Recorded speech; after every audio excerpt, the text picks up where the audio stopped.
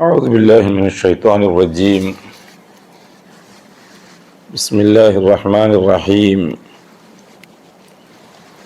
الحمد لله رب العالمين، والصلاة والسلام على أشرف المخلوقين محمد وآله وصحبه أجمعين. أما بعد. സഹോദരന്മാരെ, സ്നേഹിതന്മാരെ,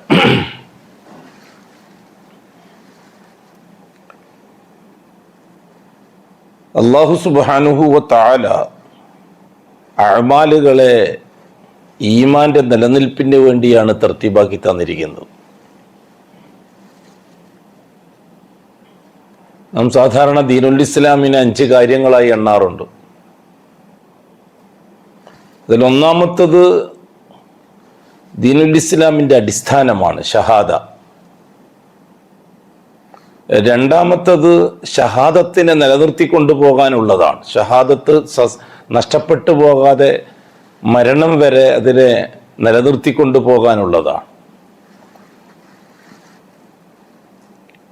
3, 4, 5 3 കാര്യങ്ങൾ നിസ്കാരത്തെ ശക്തിപ്പെടുത്താനുള്ളതാണ്.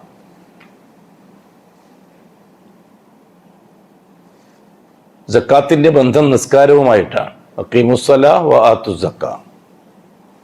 നോമ്പിന് ബന്ധം നിസ്കാരവുമായിട്ടാണ്. ഹജ്ജിന് ബന്ധം നിസ്കാരവുമായിട്ടാണ്. നിസ്കാരത്തിന് ബന്ധം ഷഹാദത്തുമായിട്ടാണ്. ഖുൽ ഇന്നനി അനല്ലാഹു ലാ ഇലാഹ ഇല്ലാ അന ഫഅബ്ദുനി വ അഖിമിസ് സ്വലാത്ത ലിദിക്രി. അല്ലാഹു സുബ്ഹാനഹു വ തആല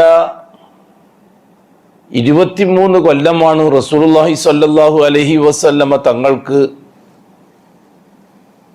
അവിടുത്തെ റിസാലത്ത് പൂർത്തിയാക്കാനുള്ള സമയം അനുവദിച്ചു കൊടുത്തത്. 22 കൊല്ലവും ചില്ലറ മാസങ്ങളും. അതിലേറ്റവും കൂടുതൽ സമയമെടുത്തത് ഷഹാദ സമൂഹത്തിന് ബോധ്യപ്പെടുത്തി കൊടുക്കാനാണ്. 11 കൊല്ലം എടുത്തു. 11 വർഷം, സുദീർഘമായ 11 വർഷം ലാ ഇലാഹ ഇല്ലല്ലാഹ് പഠിപ്പിക്കാൻ എടുത്തു. ഈ സന്ദർഭത്തിൽ നിസ്കാരമില്ല, നോമ്പില്ല, സക്കാത്തില്ല, ഹജ്ജില്ല, ഒന്നുമില്ല. അഅ്മാലുകൾ തർത്തീബായിട്ടില്ല.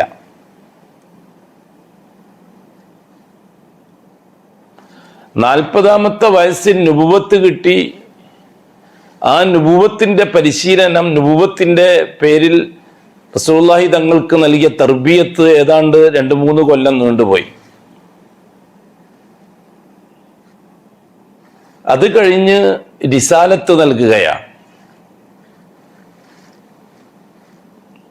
അതെ, ഇഖ്റ ബിസ്മി റബ്ബിക്കല്ലദീ എന്ന ആയത്തിലൂടെ നുബുവത്ത് നൽകി. സൂറത്ത് മുദ്ദസ്സിറിലൂടെ റിസാലത്തും നൽകി.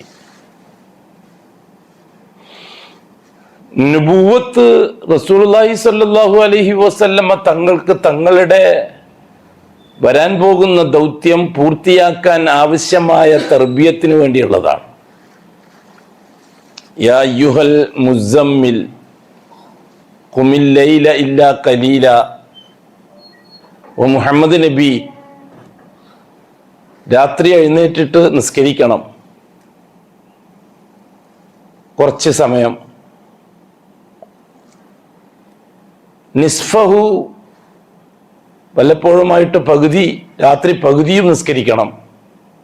അവൻ കുസ്മിൻഹു ഖലീല, വല്ലപ്പോഴും ആ പകുതിയിൽ നിന്ന് കുറച്ച് കുറക്കാം. ഔ സിദ് അലൈഹി, ചിലപ്പോഴൊക്കെ പൂർണ്ണമായി പകുതിയിലധികവും നിസ്കരിച്ചിട്ട് സമയം ചെലവഴിക്കണം. എന്തിനാ കാര്യം? ഇന്നാ സനുൽഖി അലൈക ഖൗലൻ സഖീല, ഒരു ഭാരമേറിയ ഉത്തരവാദിത്തം നിങ്ങളെ ഞാൻ ഏൽപ്പിക്കാൻ പോകുന്നുണ്ട്. ഇന്നാ സനുൽഖി അലൈക ഖൗലൻ സഖീല. റസൂലുള്ളാഹി സ്വല്ലല്ലാഹു അലൈഹി വസല്ലം തങ്ങൾക്ക് അല്ലാഹു തആല തർബിയത്ത് കൊടുക്കുകയാണ്. റിസാലത്ത് ഏറ്റെടുക്കാനും ആ റിസാലത്തുമായി ബന്ധപ്പെട്ട സകല വിഷയങ്ങളെയും സ്വയം വഹിക്കാനും പരിശീലനം കൊടുക്കുകയാണ് അല്ലാഹു തആല. റിപ്പോർട്ട് അനുസരിച്ച് ഒരഭിപ്രായത്തിൽ 2-3 കൊല്ലം നീണ്ടുപോയി. അതിൽ കുറവാണെന്നും അഭിപ്രായക്കാരുണ്ട്. റിസാലത്ത് നൽകി അല്ലാഹു തആല പറഞ്ഞതാണ് യാ അയ്യുഹൽ മുദ്ദസ്സിർ ഖും ഫഅൻദിർ. സമയമായി പ്രവാചകരെ, എഴുന്നേൽക്ക്, താക്കീത് നൽകുക. ഈ 3 കൊല്ലം നൽകിയ പരിശീലനത്തിന്റെ പരസ്യമായ പ്രഖ്യാപനത്തിന്റെ ആഹ്വാനമാണത്. ഖും ഫഅൻദിർ. എന്താണ്, ആരോടാണ് പറയേണ്ടത്, എങ്ങനെയാണ് പറയേണ്ടത്? തുടക്കം ആർക്കും ഒരു പ്രശ്നമായിരിക്കുമല്ലോ. റസൂലുള്ളാഹി സ്വല്ലല്ലാഹു അലൈഹി വസല്ലം തങ്ങൾക്കും ഒരു പ്രശ്നം തന്നെയായിരുന്നു തുടക്കം. ഒന്നും ഓട്ടോമാറ്റിക്കായിട്ട് നടക്കുന്നതല്ലല്ലോ. ഒരു മനുഷ്യനായ പ്രവാചകനെ മനുഷ്യരിലേക്ക് നിയോഗിച്ച് അല്ലാഹു തആല ഘട്ടം ഘട്ടമായി പരിശീലിപ്പിച്ചു കൊണ്ടുവരുമല്ലേ. അല്ലാഹു തആല പറഞ്ഞു വഅൻദിർ അശിറതകൽ അഖ്റബി. വിഷമിക്കണ്ട, അടുത്ത കുടുംബക്കാരെ വിളിച്ചിട്ട് ഈ കാര്യം അങ്ങ് പറഞ്ഞാൽ മതി. അതിനുവേണ്ടി റസൂലുള്ളാഹി സ്വല്ലല്ലാഹു അലൈഹി വസല്ലം ഏർപ്പാടുകൾ ഉണ്ടാക്കി. താരീഖിന്റെ ഉലമാക്കൾ എഴുതിയിരിക്കുന്നത് എന്താണ്? റസൂലുള്ളാഹി സ്വല്ലല്ലാഹു അലൈഹി വസല്ലം തങ്ങൾ ആദ്യം ഒരു സൽക്കാരം വീട്ടിലുണ്ടാക്കി. അലി റളിയല്ലാഹു തആല അൻഹുവിനോട് പറഞ്ഞു, നീ എല്ലാവരും ഒന്ന് വിളിക്ക്, ഒരു നേരത്തെ ഭക്ഷണം കഴിക്കാൻ കുടുംബക്കാരെയൊക്കെ. അബൂലഹബ് അടക്കമുള്ളവർ പങ്കെടുത്തു ആ സൽക്കാരത്തിൽ. സൽക്കാരെല്ലാം കഴിഞ്ഞിട്ട് കാര്യങ്ങൾ പറയാമെന്നായിരുന്നു റസൂലുള്ളാഹി തങ്ങൾ വിചാരിച്ചത്. പക്ഷെ എന്തോ പന്തികേട് തോന്നിയപ്പോൾ ഭക്ഷണം കഴിച്ച ഉടനെ തന്നെ അബൂലഹബ് സ്ഥലം വിട്ടു. ആകെ പാളി. ചരിത്രകാരന്മാർ എഴുതിയിരിക്കുന്നത് ഇബ്നു സഅദിനെ പോലെയുള്ള ആൾക്കാർ രേഖപ്പെടുത്തിയിരിക്കുന്ന അങ്ങനെയാണ്. വീണ്ടും ഒരു സൽക്കാരം വെച്ചു. അതിൽ തന്ത്രപരമായി റസൂലുള്ളാഹി സ്വല്ലല്ലാഹു അലൈഹി വസല്ലം ചെയ്തു, ആദ്യം കുടിക്കാനൊക്കെ കൊടുത്തു, ഭക്ഷണം പിന്നെ വാത് കഴിഞ്ഞിട്ട്. റസൂലുള്ളാഹി സ്വല്ലല്ലാഹു അലൈഹി വസല്ലം തങ്ങൾ ആ സദസ്സിൽ വെച്ച് കാര്യങ്ങൾ പറഞ്ഞു. റബ്ബുൽ ആലമീനായ അല്ലാഹു എന്നെ റസൂലാക്കി നിയോഗിച്ചിരിക്കുകയാണ്. നിങ്ങളാണ് എൻ്റെ കുടുംബക്കാർ, നിങ്ങൾ എന്നോട് സഹകരിക്കണം. അബൂലഹബ് പൊട്ടിത്തെറിച്ചു.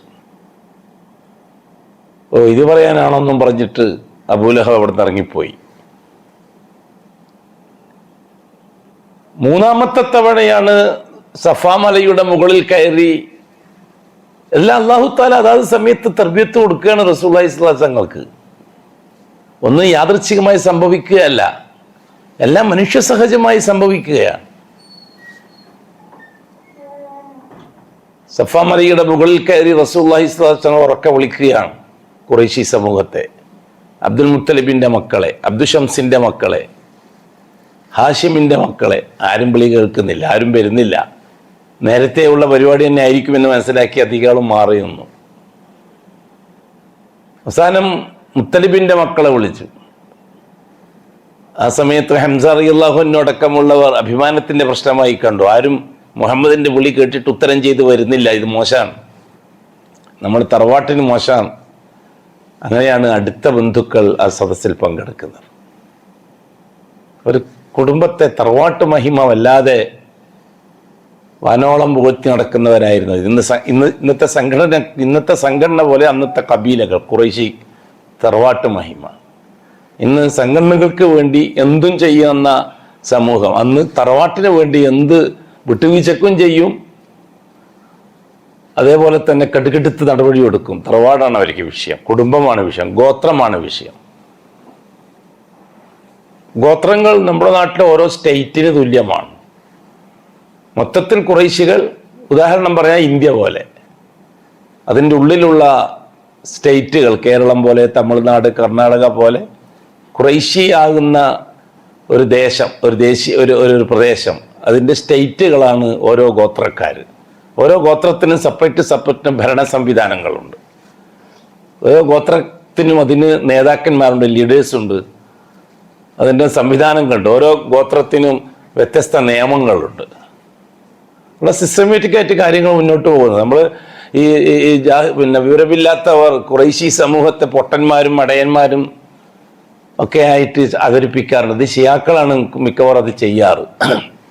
കാരണം അവർ പൊട്ടന്മാരും അവർ വിവരമില്ലാത്തവരുമാണ്. അവർക്ക് അല്പസ്വല്പമൊക്കെ എന്തെങ്കിലും ബുദ്ധി പറഞ്ഞു കൊടുക്കാനാണ് മുഹമ്മദ് നബി വന്നത്. അതുകൊണ്ട് മുസ്ലിങ്ങളായ ഞങ്ങൾക്ക് നിങ്ങൾ ദേവത്വം നടത്തണ്ട എന്ന് ഇവിടുത്തെ ഷിയാക്കൾ പറയുന്നത് അങ്ങനെയാണ്. ഇവിടുത്തെ ഷിയാക്കൾക്ക് അവരുടെ ജാറ സിദ്ധാന്തം മുന്നോട്ട് പോകണമെങ്കിൽ ഖുറൈശികൾ വിവരമില്ലാത്ത പൊട്ടന്മാരാണെന്ന് സമർത്ഥിക്കണം.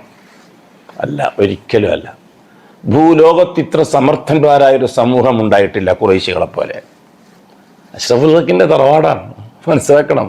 ഇബ്രാഹിം നബി അലൈഹി സ്വലാത്തു വസ്സലാമിന്റെ പേരക്കുട്ടികളാണ്. അവർ മോശക്കാരോ? അവര് മടയന്മാരോ? ഇപ്പം മടയന്മാരെ കുടുംബത്തിലാണ് നബി തങ്ങൾ ജനിച്ചതെന്നോ? എന്തൊക്കെ ഈ പറയുന്നത്? ഇവിടുത്തെ ഹിന്ദുക്കൾക്ക് തുല്യമാണ് ഖുറൈശികൾ എന്ന് വരുത്തി തീർക്കുകയാണ് ഷിയാക്കൾ. എന്തിനു വേണ്ടിയിട്ട്? പ്രാഥമികമായി ദീനുൽ ഇസ്ലാമിന്റെ അൽഫ്ബാത്ത പഠിപ്പിക്കാനാണ് മുഹമ്മദ് നബി വന്നതെന്ന് സ്ഥാപിക്കാൻ വേണ്ടിയിട്ട്. ഒന്നല്ല, വലിയ പ്രഗത്ഭന്മാരാണ്. അബൂ താലിബ് വലിയ പണ്ഡിതനും വലിയ കവിയും അറബി സാഹിത്യ സാമ്രാട്ടുമാണ് അബൂ താലിബ്. ഖത്താബിൻ്റെ മകൻ ഉമർ വലിയ അറബി പണ്ഡിതനാണ്, വലിയ കവിയാണ്, നിമിഷ കവിയാണ്, ധീരനാണ്. കാര്യങ്ങളൊക്കെ അടുക്കും ചിട്ടയോടുകൂടി ഖുറൈശി തറവാട്ടിൽ ബനു അദീ ഗോത്രത്തെ നയിക്കുന്ന ആളാണ്. ഖുറൈശികളെ പറ്റി വളരെ മോശമായി ഓർണലിസ്റ്റുകൾ പഠിപ്പിച്ചു കൊടുത്തു. എന്തിനു പറയും? മുഹമ്മദ് നബിനെ കൊച്ചാക്കാനാണത്, ദീനുൽ ഇസ്ലാമിനെ കൊച്ചാക്കാനാണത്. നമ്മൾ തിരുത്തണം. പണ്ഡിതന്മാരൊന്നും അത് തിരുത്തുന്നില്ല. പണ്ഡിതന്മാർക്ക് ഒന്നും അറിയുകയും ചെയ്യില്ല. പണ്ഡിതന്മാരെല്ലാം ഏറ്റവും അറിയുന്നവരാണ്. എന്താണ് ഈ ഡാർക്ക് ഏജ്? ആരിട്ട പേരാണ് ഡാർക്ക് ഏജ്? നൂഹ് നബി അലൈഹി സ്വലാത്തു വസ്സലാമിന്റെ കാലഘട്ടത്തെ മോഡേൺ ഹിസ്റ്ററിക്കാർ പേരിട്ടു. എന്താണ് പേരിട്ടത്? യൂഫ്രട്ടീസ് ടൈഗ്രീസ് നദീതട സംസ്കാരം, അല്ലേ? സ്കൂളിൽ സോഷ്യൽ സ്റ്റഡീസ് പഠിക്കുന്നത് അങ്ങനെയല്ലേ? എന്താ നൂഹി കാലഘട്ടം എന്ന് പറഞ്ഞാൽ ബുദ്ധിമുട്ട്? നൂഹി കാലഘട്ടം എന്ന് പറയുമ്പോൾ ഇസ്ലാമിനെ പരിചയപ്പെടുത്തേണ്ടി വരും.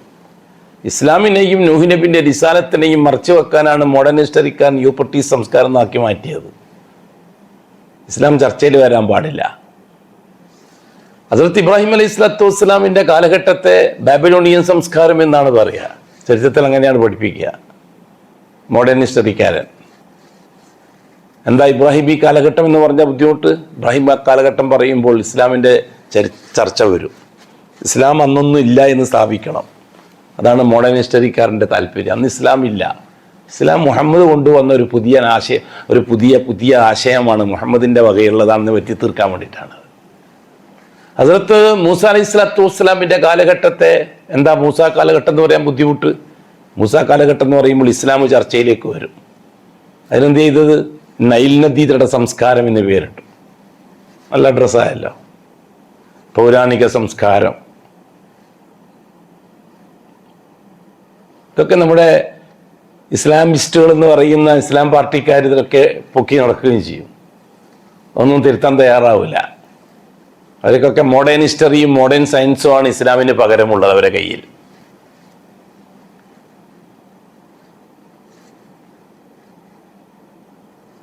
ഈസാ അലൈഹി സ്വലാത്തു വസ്സലാമിന്റെ കാലഘട്ടത്തിന് മോഡേൺ ഹിസ്റ്ററിക്കാരൻ പേരിട്ടത് എന്താണ്?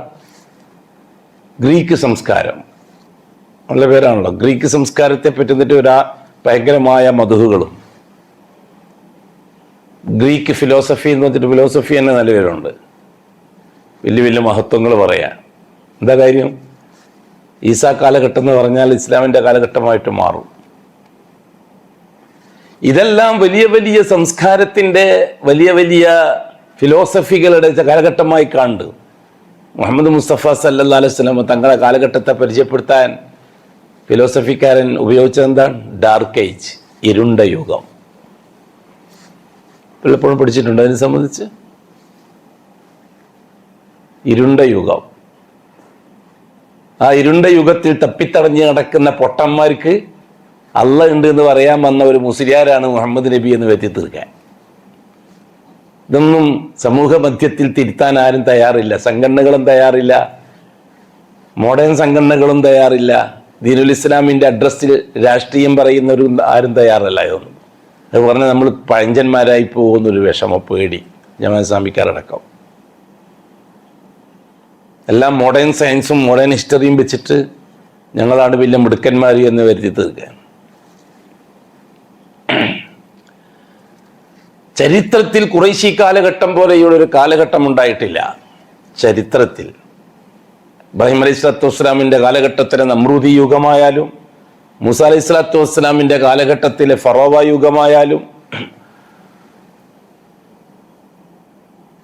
നൂഹ് നബി അലൈഹി സ്വലാത്തു വസ്സലാമിൻ്റെ കാലഘട്ടത്തിലെ പുരോഹിത യുഗമായാലും ഈസാ അലൈഹി സ്വലാത്തു വസ്സലാമിൻ്റെ കാലഘട്ടത്തിലെ ഇസ്രായേലി യുഗമായാലും ഖുറൈശി യുഗത്തിന് കടിഞ്ഞാനിടാനോ അല്ലെങ്കിൽ പകരം വെക്കാനോ പറ്റിയൊരു സമൂഹം ഉണ്ടായിട്ടില്ല ലോകത്ത്. അതിന് തെളിവാണല്ലോ ഇബ്രാഹിം അലൈഹി സ്വലാത്തു വസ്സലാമിൻ്റെ 2 പേരക്കുട്ടി, 2 മക്കൾ, ഇസ്ഹാഖ് നബി, ഇസ്മായിൽ അലൈഹി സ്വലാത്തു വസ്സലാം.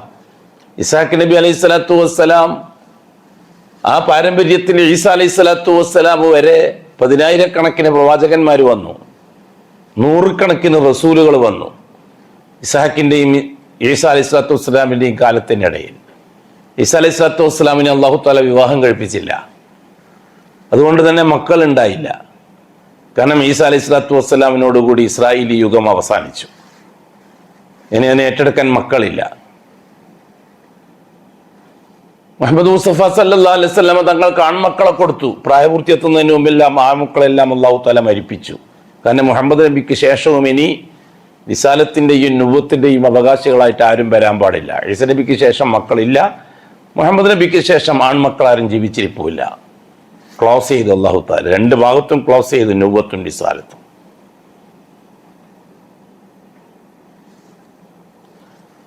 ഇസ്മായിൽ അലൈഹി സ്വലാത്തു വസ്സലാമിന് ശേഷം ആദ്യമായിട്ട് വരുന്നതാണ് ഇസ്മായിൽ സ്വലാത്തു വസ്സലാമിന്റെ കുടുംബത്തിൽ ആദ്യത്തേതും അവസാനത്തേതുമാണ് മുഹമ്മദ് മുസ്തഫ സല്ലല്ലാഹു അലൈഹി വസല്ലം. എന്താ, അല്ലാഹു തആല അവരെ അവഗണിച്ചതാണോ? ഇബ്രാഹിമിന്റെ മക്കളെ, കഅബാലയത്തിന്റെ പാറാവുകാരെ അല്ലാഹു അവഗണിച്ചതാണോ? അവർ പൊട്ടന്മാരായിട്ട് തന്നെ ജീവിച്ചോട്ടെ, അവർക്ക് നബിയും വേണ്ട റസൂലും വേണ്ടെന്ന് അല്ലാഹു തീരുമാനിച്ചതാണോ? അതോ ഇബ്രാഹിം അലൈഹി സ്വലാത്തു വസ്സലാമിൻ്റെ മകൻ ഇസ്മായിലി പാരമ്പര്യം സമ്പുഷ്ടവും ഉത്കൃഷ്ടവുമാണ്, അവരാരും ഇബ്രാഹിം ഈ പാതയിൽ നിന്ന് തെറ്റിയിട്ടില്ല, ഉറച്ചു നിന്നു അവർ 4000 കൊല്ലത്തോളം, അതുകൊണ്ടൊരു നബി ആവശ്യമായി വന്നില്ല, ഒരു റസൂൽ ആവശ്യമായി വന്നില്ല. അതാണ് എൻ്റെ യാഥാർത്ഥ്യം.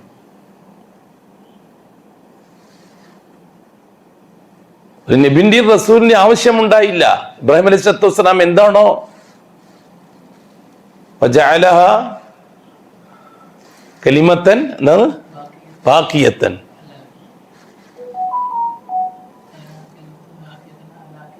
അലാ അഖിബിഹി, അതന്നെ. അല്ല, എന്താണ് അലാ അഖിബിഹി എന്നുള്ള വാക്കിന്റെ മായന? ഖിയാമത്ത് നാള് വരെയും ഇബ്രാഹിം ഈ ദൗത്യം നശിച്ചിട്ടുമില്ല. അത് ബാക്കിയാക്കി അല്ലാഹു സുബ്ഹാനഹു വ തആല ഇബ്രാഹിമിലൂടെ. അതിന് തിരഞ്ഞെടുത്തത് ഇസ്മായിലി പാരമ്പര്യമാണ്. ഖിയാമത്ത് നാൾ വരെ മുഹമ്മദി ഉമ്മത്തിനെയും ആണ്.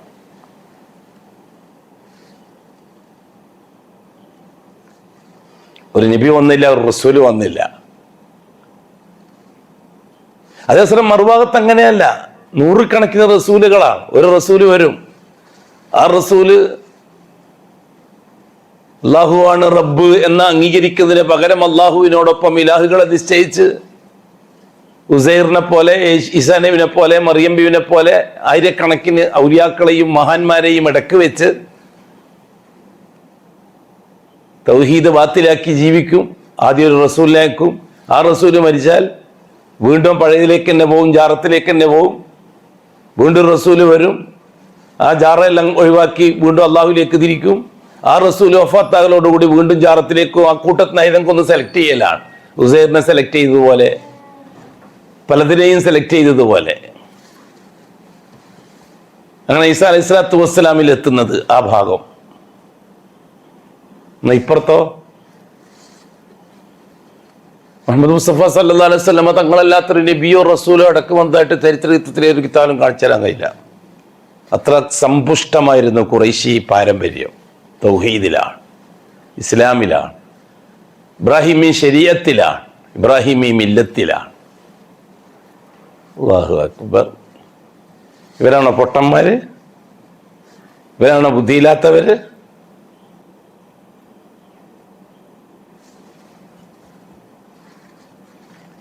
റസൂലുള്ളാഹി സ്വല്ലല്ലാഹു അലൈഹി വസല്ലമ തങ്ങൾ റസൂലായിട്ട് വന്നപ്പോൾ പൂർവികരായ പ്രവാചകന്മാരുടെ ദൗത്യം റബ്ബുനല്ലാ, അള്ളാഹുവാണ് നമ്മുടെ റബ്ബ്, അത് ജീവിച്ച് തെളിയിക്കുകയായിരുന്നു. അള്ളാഹുവാണ് റബ്ബ് എന്ന് അംഗീകരിക്കുന്നതിനോടൊപ്പം അള്ളാഹുവിലേക്ക് ചെന്നു ചേരാൻ മഹാന്മാർ ആവശ്യമാണ് എന്ന ചിന്താഗതിയിലൂടെയാണ് ഇബ്രാഹിമി മില്ലത്തിൽ വിള്ളലുകൾ ഉണ്ടാകുന്നത്. അതുണ്ടാക്കിയത് ഖുസൈ എന്ന ഉപ്പാപ്പയാണ്, അഷ്റഫുൽ ഹക്കിൻ്റെ 5ാമത്തെ ഉപ്പാപ്പ. ബിസിനസ്സിന് വേണ്ടിയാണ് ജാറം തുടങ്ങിയത്. ഹബുലുല്ലാഹില സിറിയയിൽ നിന്ന് കൊണ്ടുവന്ന ഒരു ജാറത്തിൻ്റെ പകർപ്പ് കഅബാലയത്തിൻ്റെ പരിസരത്ത് വെച്ച് സിറിയയിൽ നിന്ന് മക്കയിലേക്ക് കച്ചവടത്തിന് വേണ്ടി വരുന്നവരെ ആകർഷിച്ച് ലാഭമുണ്ടാക്കാൻ മെനക്കെട്ടതാണ്. കൊണ്ടോട്ടി നേർച്ച പോലെ. കൊണ്ടോട്ടി നേർച്ചക്ക് ഇന്നത്തെ മാതിരി ജാറമോ മരിച്ചുപോയ മഹാനൊന്നും കൊണ്ടോട്ടി നേർച്ചയ്ക്കില്ല. യമനിൽ നിന്ന് വന്ന സൂഫി ഷെയ്ഖുകൾ മലപ്പുറത്തെ മലബാറിലെ സാധാരണക്കാരായ ജനങ്ങൾക്ക് ജീവിക്കാൻ, കഞ്ഞി കാച്ചി കുടിക്കാൻ റോഡ് സൈഡിൽ ചെറിയ ചാപ്പ കെട്ടി ബിസിനസ് നടത്തി 5-6 മാസത്തേക്ക് ജീവിക്കാൻ ആവശ്യമുള്ള വക കണ്ടെത്താനുള്ള ഒരു ഏർപ്പാടായിരുന്നു കൊണ്ടോട്ടി നേർച്ച. ജാറത്തിൻ്റെ പേരിലോ വലിയൻ്റെ പേരിലോ ഒന്നുമല്ല. ജൂതം ജയിക്കുന്ന രീതി നോക്കണം നിങ്ങൾ. കേരളത്തിലെ ആയിരക്കണക്കിന് ജാറങ്ങളുടെ അടിസ്ഥാനം കൊണ്ടോട്ടിയിലെ കുബ്ബയാണ്. ആ കുബ്ബൻ്റെ അടിയിൽ ആരുമില്ല, ഒരു മയ്യത്തുമില്ല, വെറുതെ കുബ്ബ കെട്ടിയതാണ് ഷെയ്ഖിൻ്റെ അഡ്രസ്സിൽ. ഷെയ്ഖിന് ഭജനമിരിക്കാൻ വേണ്ടി ഉണ്ടാക്കിയൊരു ഭവനത്തിൻ്റെ മേലെയാണ് ആ കുബ്ബ ഉള്ളത്.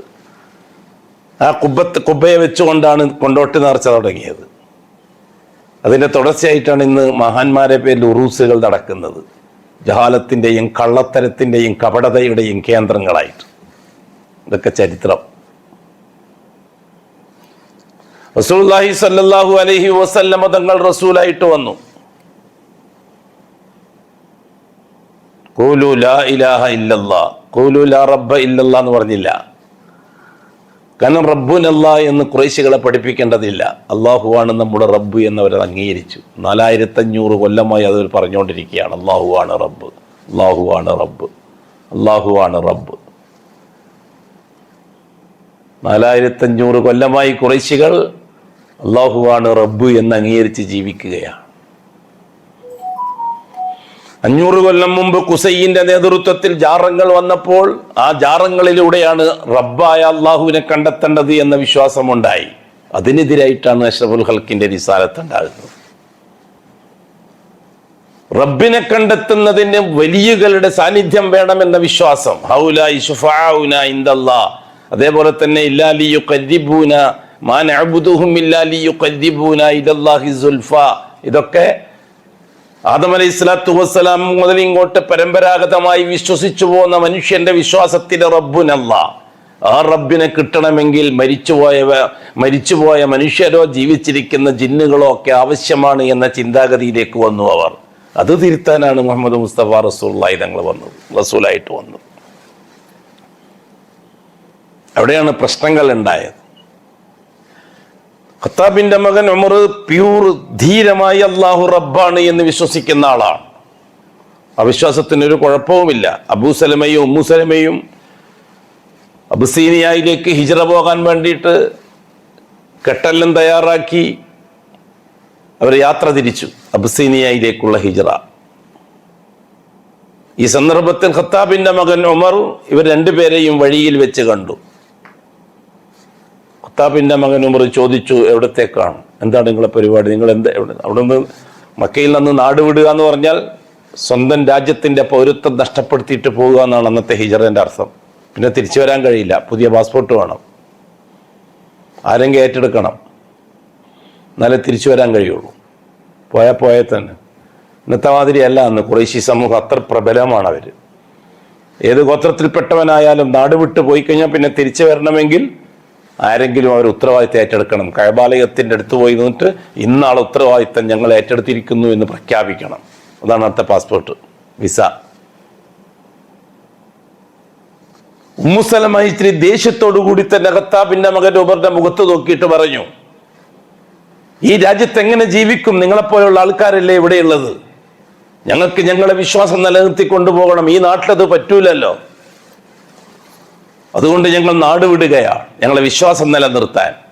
അപ്പോൾ റളിയല്ലാഹു പറഞ്ഞൊരു വാക്കുണ്ട് ചരിത്രത്തിൽ, അതാണ് നമ്മുടെ വിഷയം, അതാരും പരിഗണിക്കുന്നില്ല. റളിയല്ലാഹു തആല എന്ന് പറഞ്ഞു ആ സമയത്ത്, കാര്യങ്ങളൊക്കെ അത്രത്തോളം എത്തിയോ?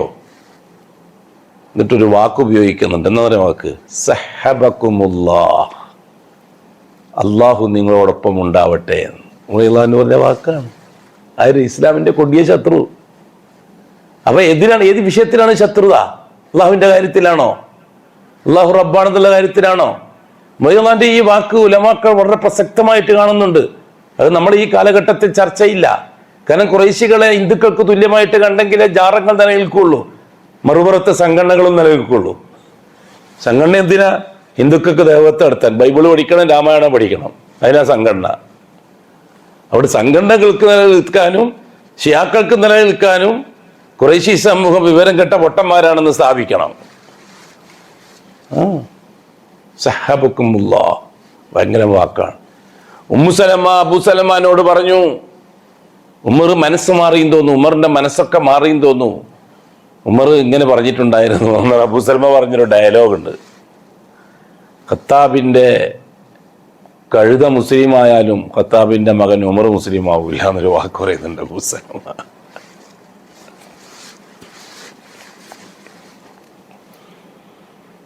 എന്തിനാണ് ഉമർ റളിയല്ലാഹു തആല അൻഹു ഇസ്ലാമിന്റെ ശത്രുവായത്? അള്ളാഹുവിലേക്ക് ചേരാൻ ഔലിയാക്കൾ പറ്റൂല എന്ന് പറഞ്ഞതിന്റെ പേരിൽ. കാരണം അത്രമാത്രം സ്നേഹമായിരുന്നു ഔലിയാക്കളോട് ഖത്താബിന്റെ മകൻ ഉമറിന്. മഹാന്മാരെ അത്രമാത്രം സ്നേഹിക്കുന്ന ആളാണ്. ഇന്നത്തെ കേരള ഷിയാക്കളെ പോലെ മഹാന്മാരോടുള്ള സ്നേഹത്തിന്റെ പേരിലാണ് സലഫികൾ എതിർക്കുന്നത് കേരള ഷിയാക്കൾ. അത് കാരന്തൂരി ഷീയത്തായാലും ശരി, ചേളാരിയൻ ഷീയത്തായാലും ശരി, സംസ്ഥാന ശരീയത്തായാലും ശരി, ദക്ഷിണ ഷീയത്തായാലും ശരി, ഏത് ഷീയത്തായാലും ശരി, ഔലിയാക്കന്മാരോടും മഹാന്മാരോടും അമിതമായ സ്നേഹമാണ് സലഫിയത്തിനെയും അതുപോലെയുള്ളതിനെയും എതിർക്കാൻ ഇവർ തയ്യാറാകുന്നത്. എന്നല്ലാതെ അവർക്കെന്തോ കാര്യം? സലഫികൾ ഔലിയാക്കളെ അംഗീകരിക്കുന്നില്ല. ഇതേ മാനസികാവസ്ഥയായിരുന്നു അന്ന് ഖുറൈശികൾക്ക്, ഖത്താബിന്റെ മകൻ ഉമറിന്, ഹംസത്തുൻ അബ്ദുൽ മുത്തലിബിന്, ഇവർക്കെല്ലാം അതേ മാനസികാവസ്ഥയാണ്. ഔലിയാക്കളോടുള്ള അതിരറ്റ സ്നേഹം. ആ ഔലിയാക്കളൊന്നും വേണ്ട എന്ന് മുഹമ്മദ് പറയുന്നു. ഒറ്റ കാരണത്താലാണ് അഷ്റഫുൽ ഹൽക്കിനെ അവർ എതിർത്തത്. അഷ്റഫുൽ ഹൽക്കിനെ വ്യക്തിപരമായി അവർക്ക് ഇഷ്ടമാണ്, ആദർശത്തോട് മാത്രമേ വിയോജിപ്പുള്ളൂ. ജൂതന്മാർക്ക് അഷ്റഫുൽ ഹൽക്കിന്റെ ആദർശം ഇഷ്ടമാണ്, അഷ്റഫുൽ ഹൽക്കിനോടാണ് വ്യക്തിപരമായിട്ട് വെറുപ്പ്. അതാണ് ജൂതന്മാരും ഖുറൈശികളും നമ്മുടെ വ്യത്യാസം. ജൂതന്മാർക്ക് മുഹമ്മദ് മുസ്തഫ തങ്ങൾ പറയുന്ന ആദർശം ശരിയാണ്, ഓക്കെയാണ്. മുഹമ്മദ് നബിനെ അംഗീകരിക്കാൻ കഴിയില്ല. ഖുറൈശികൾക്ക് മുഹമ്മദ് നബി ഓക്കെയാണ്, മുഹമ്മദ് നബി പറയുന്ന ആശയം ഉൾക്കൊള്ളാൻ കഴിയില്ല. ഇതാണ് വ്യത്യാസം, ചരിത്രപരമായ വ്യത്യാസം അതാണ്.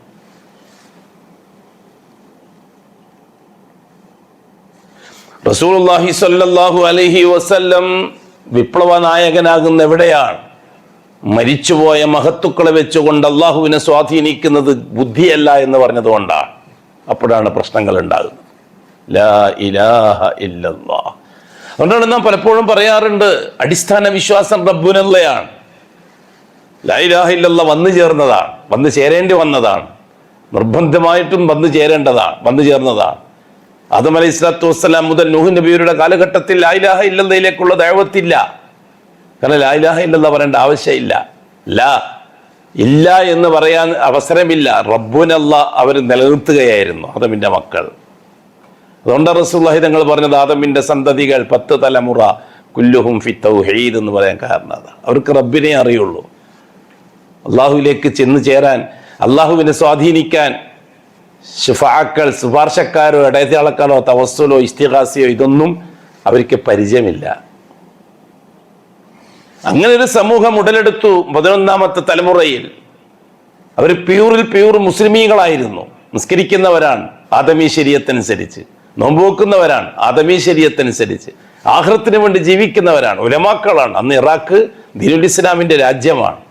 ആദമി അലൈഹിസ്സലാത്തു വസ്സലാമിന്റെ ശരീഅത്തനുസരിച്ച് വേറെ റസൂലൊന്നും വന്നിട്ടില്ല, പുതിയ ശരീഅത്തില്ല, പുതിയ മതമില്ല, പുതിയ രീതിയില്ല. ആദം അലൈഹിസ്സലാത്തു വസ്സലാം പരമ്പരാഗതമായി മക്കളിലൂടെ ഉലമാക്കളിലൂടെ പഠിപ്പിച്ച ആ ദീനാണ് അവിടെ നിലവിലുള്ളത്. അവസാനമായി പഠിപ്പിച്ചത് വദ്, സുവാ, യഊഖ്, യഊസ് മുതലായ പണ്ഡിതന്മാരാണ്.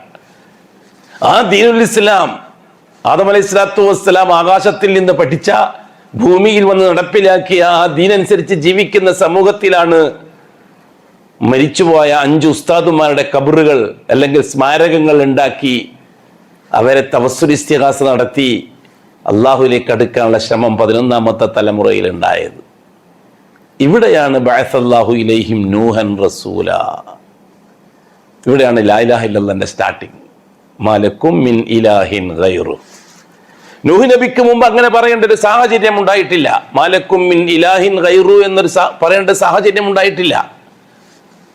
നൂഹ് നബിയാണ് ആദ്യമായിട്ട് ഇത് പറയുന്നത്. മാലക്കും മിൻ ഇലാഹിൻ ഗൈറു. അവിടെയാണ് ഇലാഹ് എന്ന പ്രയോഗം. മാലക്കും മിൻ റബ്ബിൻ ഗൈറു എന്നല്ല, മാലക്കും മിൻ ഇലാഹിൻ ഗൈറു. റബ്ബും ഇലാഹും തമ്മിൽ വേർതിരിയുന്ന അവിടെയാണ്. റബ്ബിനെ പറയുന്നിടത്ത് ലാ ഇല്ല, നെഗേഷന്റെ ആർട്ടിക്കൽ ഇല്ല, ലാ ഇല്ല. റബ്ബിനെ പറയുന്നിടത്ത് റബ്ബാണ്. റബ്ബുൻ അല്ലാഹ്, അള്ളാഹു നമ്മുടെ റബ്ബാണ്. എന്നല്ലാതെ അല്ലാഹ് അല്ലാതെ വേറെ റബ്ബില്ല എന്നുള്ള പ്രയോഗമില്ല. ലാ റബ്ബ ഇല്ലല്ലാഹ് ഇല്ല, റബ്ബുനല്ലേ ഉള്ളൂ. ഇലാഹിനെ പറയുന്നിടത്താണ് ലാ വരുന്നത്, നിഷേധ വാക്ക് വരുന്നത്. ലാ ഇല്ല എന്ന് പറയേണ്ടി വരുന്നത്. ലാ ഇലാഹ അവിടെ ഉലൂഹിയത്തിനെയാണ് സൂചിപ്പിക്കുന്നത്. മറ്റേത് റുബൂബിയത്ത് നിലവിൽ ഉള്ളതാണ്, അത് ഞാൻ അംഗീകരിക്കുന്നു. ഉലൂഹിയത്ത് അള്ളാഹു അല്ലാത്തവർക്കുള്ള ഉലൂഹിയത്ത് അങ്ങനെ ഒന്നില്ല. ലാ എന്നിട്ട് ഇല്ലല്ലാ, റബ്ബായ അല്ലാഹ് മാത്രം.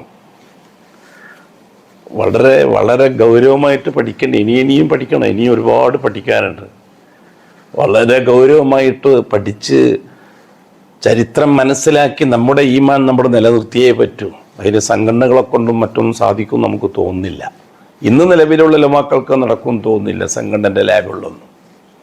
ഒക്കെ അള്ളാഹുവിനോട് ചോദിച്ച് റബ്ബി സിദ്നി ഇൽമാ, റബ്ബി സിദ്നി ഇൽമാ, റബ്ബിശ്റഹ് ലീ സദ്രി അങ്ങനെ ദുആ ചെയ്ത് അഫമൻ ശറഹല്ലാഹു സദ്റഹു ലിൽ ഇസ്ലാം അല്ലാഹുമ്മ ശറഹ് സദ്രി ലിൽ ഇസ്ലാം വഹബ്ബിബി ഇലയ്യൽ ഈമാൻ. അങ്ങനെ ഉണ്ടാക്കിയെടുക്കണം. മരിക്കുന്നതിന് മുമ്പ് പ്യൂറാവണം. മാലോകർ എന്തായി എന്നുള്ളത് നമ്മുടെ അടിസ്ഥാന ലക്ഷ്യമല്ല, അത് രണ്ടാമത്തെ കാര്യമാണ്. മാലോകർ എന്തായി എന്നുള്ളത്, ഞാൻ എന്തായി എന്നുള്ളതാണ് അടിസ്ഥാന ലക്ഷ്യം. പിന്നീട് അങ്ങോട്ട് കാലാന്തരത്തിൽ റസൂലുകൾ വരാൻ തുടങ്ങി. അതുകൊണ്ടാണ് 1,24,000 നബിമാർ. ആ നബിമാരുടെ ജോലി അള്ളാഹുവാണ് റബ്ബ് എന്ന് പരിചയപ്പെടുത്തലാണ്.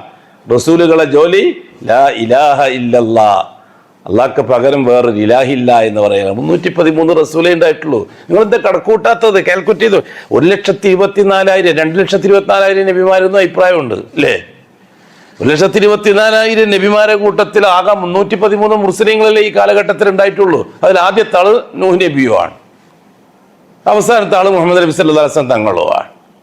അപ്പൊ ഈ 1,24,000 നബിമാരുടെ ജോലി എന്താണ്? അതാത് കാലഘട്ടത്തിലെ ജനങ്ങൾക്ക് അള്ളാഹുവാണ് നമ്മുടെ റബ്ബ്, അള്ളാഹുവാണ് നമ്മുടെ റബ്ബ്, റബ്ബിനെ പറഞ്ഞുകൊണ്ടേയിരിക്കലാണ് ആ കാലഘട്ടത്തിൽ ജോലി. ആ റബ്ബിനെ സ്വന്തമാക്കാൻ അള്ളാഹു അല്ലാത്ത ശക്തികളെയോ വ്യക്തികളെയോ ഇടയ്ക്ക് കൊണ്ടുവന്നപ്പോഴാണ് ലാ ഇലാഹ പറയേണ്ടി വരുന്നത്. അവിടെയാണ് ലാ ഇലാഹിന്റെ, അതാണ് റസൂലുകൾ വന്നിട്ട് പറയുന്നത്. അതുകൊണ്ടാണ് 2 ജോലിയാണ് റസൂലുകൾക്ക്, നുബുവത്തിന്റെ ജോലിയും റിസാലത്തിന്റെ ജോലിയും. നുബുവത്ത് തർബിയത്തിന് വേണ്ടിയുള്ളതാണ്. തർബിയത്ത് എന്താണ്? റബ്ബുനല്ലാ. ദഅവത്ത് എന്താണ്? ലാ ഇലാഹ ഇല്ലല്ലാ. ഇതൊക്കെ ഇങ്ങനെ പ്രാരംഭപ്പെടുത്തി പഠിക്കണം. ആ രീതിയിൽ പഠിച്ച് മനസ്സിലാക്കിയെടുക്കണം. എന്ന പ്രശ്നമില്ല. പിന്നെ അള്ളാഹു താല ആർക്കാണോ ഇൻഷറാഹ് നൽകിയത് അവർക്കേ മനസ്സിലാവുള്ളൂ. മനസ്സിലാക്കി കൊടുക്കാൻ നമ്മൾ മെനക്കെടണ്ട. ഫമാ അലൈനാ ഇല്ലൽ ബലാഉൽ മുബീൻ. പ്രവാചകനെ സംബന്ധിച്ചിടത്തോളം തബ്ലീഗ് മാത്രമേ ഉത്തരവാദിത്തമുള്ളൂ. ആരുടെ മേലും അടിച്ചേൽപ്പിക്കുന്ന ഉത്തരവാദിത്തം. ലാ ഇക്റാഹ ഫിദ്ദീൻ ഖദ് തബയ്യന റുശ്ദു മിനൽ ഗയ്യ് ഫമൻ യക്ഫുർ ബിത്താഗൂത്ത് വയുമിൻ ബില്ലാഹ് ഫഖദ് ഇസ്തംസക ബിൽ ഉർവത്തിൽ വുസ്ഖാ ലം ഫിസാമ ലഹാ. മുഹമ്മദുർ റസൂലുള്ളാഹി സ്വല്ലല്ലാഹു അലൈഹി വസല്ലം അതേപോലെ തന്നെ റുബൂബിയത്തിന്റെ വിഷയത്തിൽ ഭൂമിയിൽ ഇസ്ലാമിയത്ത് സഹിയാകാൻ ഷഹാദത്ത് വരുന്നില്ല. അശ്ഹദു അല്ലാ റബ്ബ ഇല്ലല്ലാഹ് പറയേണ്ട ആവശ്യമില്ല. അത് ആകാശ ലോകത്തെ ഷഹാദത്ത് കഴിഞ്ഞു. ഖാലു ബലാ ഷഹീദിന. അശ്ഹദു അല്ലാ റബ്ബ ഇല്ലല്ലാഹ് പറഞ്ഞ ഇസ്ലാം സഹിയാവില്ല. അശ്ഹദു അല്ലാ ഇലാഹ ഇല്ലല്ലാഹ് തന്നെ പറയണം. അപ്പൊ അള്ളാഹുവാണ് റബ്ബ് എന്നത് ജീവിച്ച് തെളിയിക്കുകയല്ല, അള്ളാഹു അല്ലാത്ത ഒന്നില്ല എന്നതാണ് ജീവിച്ച് തെളിയിക്കേണ്ടത്. അവിടെയാണ് ഷഹാദത്ത്. ഇസ്ലാമിന്റെ ഒന്നാമത്തെ കാര്യമായ ഷഹാദ ലാ ഇലാഹ ഇല്ലല്ലാഹ്ക്കാണ്, ലാ റബ്ബ ഇല്ലല്ലാഹ്ക്കല്ല. എന്തുകൊണ്ട് ലാ ഇലാഹ ഇല്ലല്ലാഹ്? റബ്ബുനല്ലാഹ്, അള്ളാഹു റബ്ബായതുകൊണ്ട്. അതുകൊണ്ട് തന്നെ ഒരാൾ മുസ്ലിം ആകുമ്പോൾ അഷ്ഹദു അല്ലാ റബ്ബ ഇല്ലല്ലാഹ് എന്ന് പറഞ്ഞിട്ട് ഷഹാദത്ത് പറഞ്ഞാൽ ശരിയാവില്ല. അഷ്ഹദു അല്ലാ ഇലാഹ ഇല്ലല്ലാഹ്. കാരണം അള്ളാഹുവാണ് റബ്ബ് എന്നത് ഏതൊരു മനുഷ്യന്റെയും ഫിത്രത്തിന്റെ ഭാഗമാണ്. അവിടെ മതവും ജാതിയും വ്യത്യാസമില്ല. അള്ളാഹു റബ്ബാണെന്ന് അംഗീകരിക്കുന്ന വിഷയത്തിൽ അത് ഫിത്രത്തിന്റെ ഭാഗമാണ്. ഫിത്രത്തല്ലാ അല്ലത്തീ ഫത്തറന്നാസ അലൈഹ. മനുഷ്യൻ അന്നാസിനെ അള്ളാഹു തആല അങ്ങനെയാണ് പഠിച്ചത്. അള്ളാഹു റബ്ബാണെന്ന് അംഗീകരിക്കാൻ ഭാഗത്തിലാണ് ഖൽബിനെ പഠിച്ചത്. അത് ഫിത്രത്തിന്റെ ഭാഗമാണ്. മുഹമ്മദുർ റസൂലുള്ളാഹി സ്വല്ലല്ലാഹു അലൈഹി വസല്ലം അന്ന് ഖുറൈശികളോട് പറഞ്ഞത് എന്താണ്? അദൂക്കും ഇലാ ഷഹാദത്തി അല്ലാ ഇലാഹ ഇല്ലല്ലാഹ്. നല്ലതാ അദൂക്കും ഇലാ ലാ ഇലാഹ ഇല്ലല്ലാഹ് അല്ല. റസൂലുള്ളാഹി തങ്ങളുടെ ദഅവത്ത് എന്താണ്? വ്യക്തികളോടായാലും സമൂഹത്തോടായാലും അഷ്റഫുകൾക്ക് എന്താണ് പ്രസംഗിച്ചത്? അദൂക്കും ഇലാ ഷഹാദത്തി അല്ലാ ഇലാഹ ഇല്ലല്ലാഹ്. ഞാൻ നിങ്ങളെ ക്ഷണിക്കുന്നത് ലാ ഇലാഹ ഇല്ലല്ലാഹയുടെ ഷഹാദത്തിലേക്കാണ്. വലിയ വിഷയമാണ്. ആരോ ഷഹാദത്തിനെ മൂടി വെച്ചു, എന്നിട്ട് ലാ ഇലാഹ ഇല്ലല്ലാഹ് തൗഹീദിന്റെ വക തൗഹീദ് സലഫികൾ അങ്ങനെ തൗഹീദായി. മറ്റുള്ളവർ ലാ ഇലാഹ ഇല്ലല്ലാഹ് ദിക്ർ ആൾക്കൊക്കെ ഉപയോഗിച്ചു. തീർന്നു കഥ. അദൂക്കും ഇലാ ഷഹാദത്തി അല്ലാ ഇലാഹ ഇല്ലല്ലാഹ്. ലാ ഇലാഹ ഇല്ലല്ലാഹയുടെ ഷഹാദത്തിലേക്കാണ് ദഅവത്ത്. എന്താണ് ഷഹാദ? ജീവിച്ച് തെളിയിക്കാം എന്ന കരാർ. എന്താണ് ഷഹാദ? ജീവിച്ച് തെളിയിച്ചോളാം എന്ന് കരാർ ചെയ്യുക. അഷ്ഹദു അല്ലാഹുവേ ഞാൻ ജീവിച്ച് തെളിയിക്കാമെന്ന് കരാർ ചെയ്യുന്നു നിന്നോട്. അഷ്ഹദു എന്താണ് ഞാൻ തെളിയിക്കാൻ പോകുന്നത്? അല്ലാ ഇലാഹ ഇല്ലല്ലാഹ് ഐ ലാ മഅബൂദ ബിഹഖ്ഖിൻ ഇല്ലല്ലാഹ്. അള്ളാഹു അല്ലാത്തതിനെ അംഗീകരിക്കൂല എന്നതാണ് ജീവിച്ച് തെളിയിക്കേണ്ടത്. അള്ളാഹു ആണ് റബ്ബ് എന്നല്ല ജീവിച്ച് തെളിയിക്കേണ്ടത്. അത് ഓൾറെഡി മനുഷ്യൻ തയ്യാറാണ്. ആദം തൊട്ട് ഖിയാമത്ത് നാൾ വരെ അള്ളാഹു ആണ് റബ്ബ്. അക്കാര്യത്തിൽ ആർക്കും സംശയമില്ല, ഒരു കാലഘട്ടത്തിലും സംശയമില്ല. ഫിർഔൻ ഞാനാണ് റബ്ബ് എന്ന് പറഞ്ഞപ്പോഴും അന റബ്ബുക്കുമുൽ അഅല എന്ന് പറഞ്ഞപ്പോഴും അള്ളാഹു തആല പറഞ്ഞ എന്താണ്? അവൻ നാവ് കൊണ്ടത് പറയുന്നുണ്ടെങ്കിലും അവന്റെ മനസ്സിൽ അള്ളാഹു തന്നെയാണ് ഉള്ളത് എന്നല്ലേ അള്ളാഹു തആല പറഞ്ഞ. പിന്നെ എന്താണ് ആയത്ത്? നാവ് കൊണ്ട് റബ്ബാന്ന് പറഞ്ഞപ്പോഴും എൻ്റെ ഉള്ള് അള്ളാഹു ആണ് റബ്ബ് എന്ന് പറയുന്നുണ്ടായിരുന്നു എന്ന് അള്ളാഹു പറഞ്ഞിരുന്നു നമുക്ക് ഫിറോനെ പറ്റി. ഇനി അഥവാ അങ്ങനെ ബാഹ്യമായ അർത്ഥം വെച്ചാൽ തന്നെ ഫറോവ ബാധിച്ച റുബൂബിയത്ത് പരിമിതിയുള്ളതാണെന്നുള്ള കാര്യം ഖുർആൻ തന്നെ വിശദീകരിച്ചിരുന്നുണ്ടല്ലോ. ഫിറോൻ പറഞ്ഞിട്ടില്ല എന്നൊരുത്തൻ ചോദിച്ചു. ഒരു മുജാഹിദ്കാരൻ ചോദിച്ചു എന്നോട്, നിങ്ങൾ പറയുന്നത് ശരിയാണോ? ഫിറോൻ റബ്ബാണെന്ന് വാദിച്ചിട്ടില്ലേ, അപ്പൊ റബ്ബ് എല്ലാവരും അംഗീകരിക്കുന്നു എന്ന് പറയുന്നത് ശരിയാണോ? കൂട്ടരെ പരിശുദ്ധ ഖുർആൻ തന്നെ ഫിറഔന്റെ വാദം വളരെ പരിമിതിയുള്ളതാണ് എന്ന് ഖുർആൻ തന്നെ പറയുന്നില്ലേ? മൂസാ അലൈഹി സ്വലാത്തു വസ്സലാം ലാ ഇലാഹ ഇല്ലല്ലാഹന്റെ ദഅവത്തുമായി ലാ ഇലാഹ ഇല്ലല്ലാഹയുടെ ഷഹാദത്തിലേക്കുള്ള ദഅവത്തുമായി വന്നപ്പോൾ അല്ലാഹു അല്ലാത്തവരെ അംഗീകരിക്കൂല എന്നുള്ളത് ജീവിച്ച് തെളിയിക്കാൻ തയ്യാറാകണമെന്ന ദൗത്യവുമായി വന്നപ്പോൾ ഭയങ്കരമായ സമ്മേളനം വിളിച്ചുകൂട്ടി, കുണിയ സമ്മേളനം പോലത്തെ സമ്മേളനം വിളിച്ചുകൂട്ടി ഫിറഔൻ. അതിന്റെ മാതൃക അതാണ്. അതിന്റെ മാതൃക അതാണ്. ഫിറോവിന്റെ സമ്മേളനമാണ്. ആദ്യം നമ്രൂദ് വിളിച്ചുകൂട്ടി നമ്രൂദിന്റെ സമ്മേളനമാണ്. ഇബ്രാഹിം നബിയെ തീയിട്ട് കരിക്കാൻ ആ സമ്മേളനത്തിൽ വെച്ചാൽ പ്രമേയം പാസ്സാക്കിയത് ആയിരുന്നില്ലേ? രണ്ടാമത്തെ സമ്മേളനമാണ് ഫറോവ സമ്മേളനം.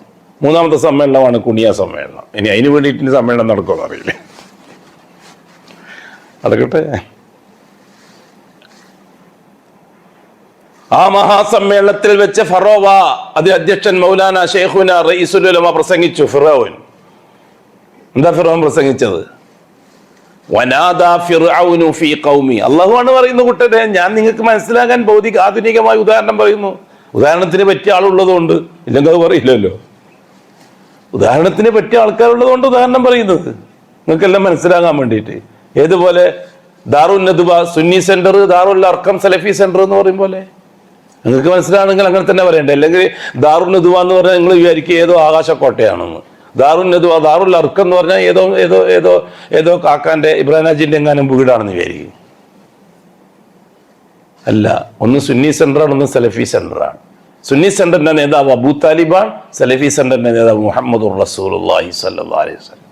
എത്ര എളുപ്പമുണ്ടെന്നറിയാം പെണ്ണുങ്ങന്മാർക്കും പിള്ളേർക്കൊക്കെ തീ പറഞ്ഞു കൊടുക്കാൻ. അങ്ങനെ തന്നെ കൊടുക്കണം. അപ്പൊ എല്ലാവർക്കും മനസ്സിലാ ദാറുന്നദ്വയിൽ യോഗം കൂടി, ദാറുൽ അർക്കമിൽ യോഗം കൂടി. അപ്പോൾ ഏതല്ലാതെ ആ യോഗം ഇന്നത്തെ കാലഘട്ടത്തിൽ മനസ്സിലാകാൻ എളുപ്പമുണ്ട്.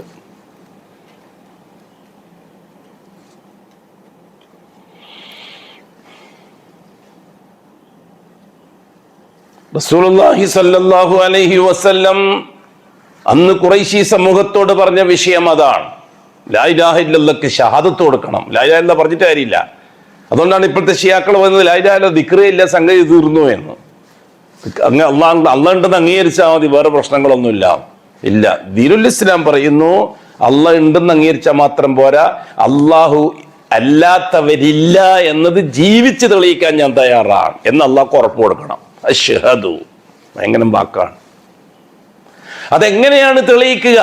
അശ്ഹദു അന്ന മുഹമ്മദൻ റസൂലുള്ളാഹ്, മുഹമ്മദുർ റസൂലുള്ളാഹ് വല്ലദീന മഅഹു അശിദ്ദാഉ അലൽ കുഫാരി റുഹമാഉ ബൈനഹും.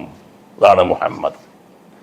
ആ മുഹമ്മദ് ഈ റിസാലത്ത് അനുസരിച്ച് തെളിയിക്കും. അപ്പൊ രണ്ടാമത്തെ ഷഹാദ അശ്ഹദു അന്ന മുഹമ്മദൻ റസൂലുള്ളാഹ് ഐ ലാ മത്ബൂഅ ബിഹഖിൻ ഇല്ലാ മുഹമ്മദുൻ സ്വല്ലല്ലാഹു അലൈഹി വസല്ലം എന്നായി. 11 കൊല്ലം മെനക്കേണ്ടി വന്നില്ലേ റസൂലുള്ളാഹി സ്വല്ലല്ലാഹു അലൈഹി വസല്ലം തങ്ങൾ ഈ ദൗത്യം സമൂഹത്തെ ബോധിപ്പിച്ചു കൊടുക്കാൻ?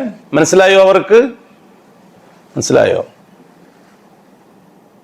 ഖത്താബിന്റെ മകൻ ഉമർ അടക്കമുള്ളവർ അഷ്റഫുൽ ഖൽക്കിനെ എന്തൊക്കെ ശിഖാന്തരം എതിർത്തില്ലേ? ഞാൻ എന്തിനാ ഖത്താബിന്റെ മകൻ ഉമറിന്റെ ഉദാഹരണം പറയുന്നത്? ഓരോ രീതിയുണ്ട്. ഖത്താബിന്റെ മകൻ ഉമർ ആദർശവാദിയാണ്.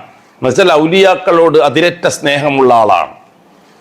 ആ സ്നേഹം കാരണത്താലാണ് അഷ്റഫുൽ ഖൽക്കിന്റെ ലാ ഇലാഹ ഇല്ലല്ലാഹിലുള്ള ഷഹാദയെ എതിർത്തത് ഖത്താബിന്റെ മകൻ ഉമർ. നേരെ വെച്ച് അബൂജഹൽ അങ്ങനെയല്ല. അബൂജഹൽ അധികാരക്കൊതിയനാണ്. ആ അധികാരം നഷ്ടപ്പെടുമെന്ന് പേടിച്ചിട്ടാണ് റസൂലുള്ളാഹി തങ്ങൾ എതിർത്തത്. അബൂലഹബ് പണക്കൊതിയനാണ്.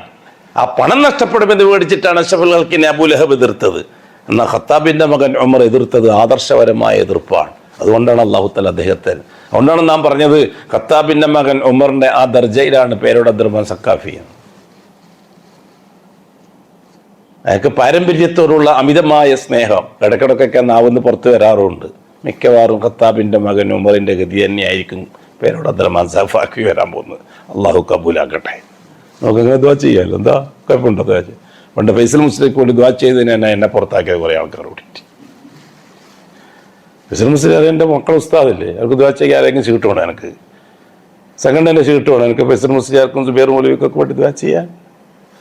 അത് എൻ്റെ സ്വാതന്ത്ര്യത്തിൽപ്പെട്ടതല്ലേ. അതെങ്ങനെയാ ദുആ ചെയ്തു? ആ ദുആ ചെയ്ത് തെറ്റില്ല. പക്ഷെ KNM-ന്റെ മിമ്പറിനായതുകൊണ്ട് ആ മിമ്പറിന് ശരിയാവില്ല. വേണ്ട, മിമ്പറിന്റെയും മെഹ്റാബിന്റെയും ഉടമസ്ഥൻ അള്ളാഹുവാണ് എന്ന് വിശ്വസിക്കുന്നൊരുത്തനാണ് ഞാൻ. അതുകൊണ്ട് തന്നെ ഖത്താബിന്റെ മകൻ ഉമറിനെ പോലെ പേരോട് അബ്ദുറഹ്മാൻ സഖാഫിയെ സഹായിച്ചേ നീ തെരഞ്ഞെടുക്കണേ, അള്ളാഹുവെ സ്വീകരിക്കണേ എന്ന് അള്ളാഹുവോട് ഞാൻ ദുആ ചെയ്യും. മരിക്കുന്നതിന് മുമ്പ് ആ സന്തോഷം കണ്ട് മരിക്കണമെന്ന് എനിക്ക് ആഗ്രഹമുണ്ട്. അബ്ബാസ് ബിൻ അബ്ദുൽ മുത്തലിബ് റളിയല്ലാഹു അൻഹു എപ്പോഴാണ് മുസ്ലിം ആകുന്നത്? ബദർ യുദ്ധവും കഴിഞ്ഞിട്ട് മക്ക ഫത്ഹിന്റെ സമയം വരുമ്പോഴല്ലേ മുസ്ലിം ആകുന്നത്. പക്ഷെ അതുവരെയും അഷ്റഫുൽ ഖൽക്കിന്റെ സഹചാരിയായിരുന്നില്ലേ അബ്ബാസ് ബിൻ അബ്ദുൽ മുത്തലിബ്?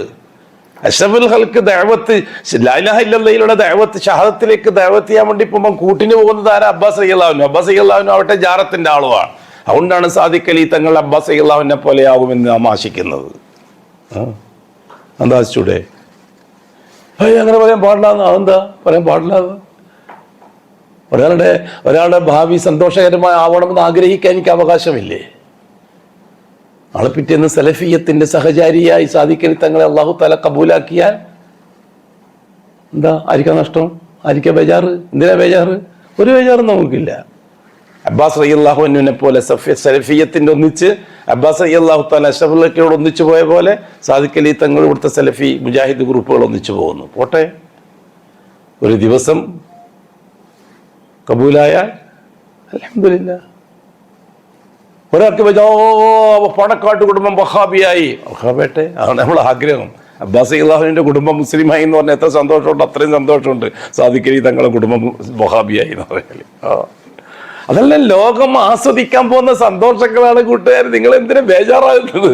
ഇങ്ങനെ ഷിയാക്കൾ എന്തിനാ ബേജാറാകുന്നത്? ഇതൊക്കെ ലോകം ആസ്വദിക്കാൻ പോകുന്ന സംഭവങ്ങളാണ്. അതേ സന്ദർഭത്തിൽ അബൂജഹൽ, അബൂലഹബ് അവർക്കൊക്കെ താല്പര്യം വേറെയാണ്. അബൂ താലിബിന്റെ താല്പര്യം എന്താണ്? നേതൃത്വം, അഡ്രസ്സ് അത് നിലനിൽക്കണം, ആ അഡ്രസ്സിൽ തന്നെ മരിക്കണം. അന്ന് ആ കാലഘട്ടത്തിലെ ഷെയ്ഖുൽ ഇസ്ലാം അല്ല, ഷെയ്ഖുൽ ഉമ്മ, ഷെയ്ഖുൽ ഖൗം അബൂ താലിബ്. അദ്ദേഹത്തിന് വേറെ താല്പര്യമൊന്നുമില്ല. പണം സമ്പാദിക്കണം, ധനവാനാകണം, അധികാരം, അതൊന്നുമില്ല. നേതൃത്വം, അധികാരം വേറെ, നേതൃത്വം വേറെ. അധികാരം വേറെ, നേതൃത്വം വേറെ. പുതിയ ഭരണകൂടം നിലവിൽ വരാൻ പോവുകയാണ്. ആരെയാണ് ഇവിടെ സഹായിച്ചത്? കേരളത്തിലെ അഹ്ലുസുന്ന അല്ലെങ്കിൽ സലഫികൾ വളരെ ആത്മാർത്ഥമായി ഈ വിഷയത്തിൽ അള്ളാഹുവിനെ ഇടപെടിപ്പിച്ചു. വളരെ ആത്മാർത്ഥമായിട്ട് അള്ളാഹുവിനെ ഇടപെടിപ്പിച്ചു. അല്ലാഹ്, ഖുലൂബുന്നാസ് നിന്റെ കയ്യിലാണ്. നീ മുഖല്ലിബുൽ ഖുലൂബാണ്, ഹൃദയത്തെ തിരിക്കുന്നവനാണ്. മുസരിഫുൽ ഖുലൂബ് നീയാണ്. കേരളത്തിലെ ജനങ്ങളുടെ മനസ്സ് ഞങ്ങൾക്ക് സന്തോഷകരമായ ഒരു അവസ്ഥയിലേക്ക് നീ തിരിക്കണം. അതുകൊണ്ട് എന്താ സംഭവിച്ചത്? കേരളം പിറന്ന നാള് മുതലേ ഇടതുപക്ഷത്തിന് വോട്ട് ചെയ്ത് ശീലിച്ച ആൾക്കാരും കൂടി വലതുപക്ഷത്തിന് വോട്ട് ചെയ്തു. എന്താ കാര്യം? കല്ലബല്ലാഹു ഖുലൂബഹും, അവരെ കൽബ് അല്ലാഹ് മറിച്ചു. കാര്യം എന്താ? ഇവിടെ സലഫികൾ ദുആ ചെയ്തുകൊണ്ടിരിക്കുന്നുണ്ട് അള്ളാഹുവിനോട്. അതുകൊണ്ട് നമ്മൾ അസ്ബാബിലേക്ക് ചേർക്കുന്നില്ല, ഈ വിഷയം അള്ളാഹുവിലേക്കാണ് ചേർക്കുന്നത്. അള്ളാഹു മതിയായവനാണ്. ഈ രീതിയിൽ തന്നെ ഫാസിസ്റ്റുകളെ, രാജ്യത്തിന്റെ ഫാസിസ്റ്റുകളെ കയ്യിൽ നിന്ന് രക്ഷപ്പെടുത്തണമോ? മുഅ്മിനീങ്ങൾ മെനക്കെട്ടാൽ നടക്കും, വോട്ടർമാർ മെനക്കെട്ടാൽ നടക്കൂല.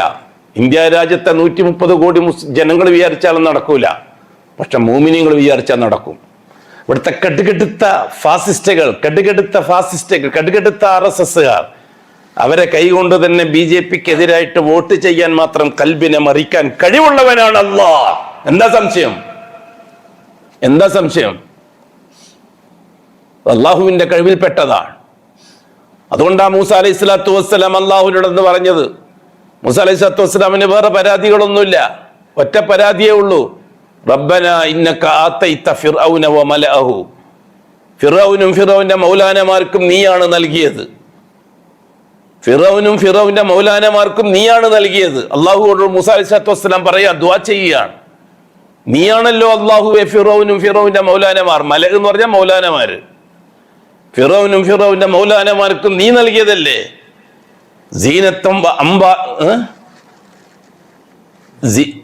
സീനത്തൻ അംബാലം ഫിൽ ഹയാത്തി ദുനിയ, സീനത്തൻ, ഈ ജീവിത സൗഭാഗ്യങ്ങളും കൊട്ടാരവും മണിമന്ദിരങ്ങളും അധികാരവും പോലീസും പട്ടാളവും നീ നൽകിയതല്ലേ അള്ളാഹുവെ ഫിറൗന്.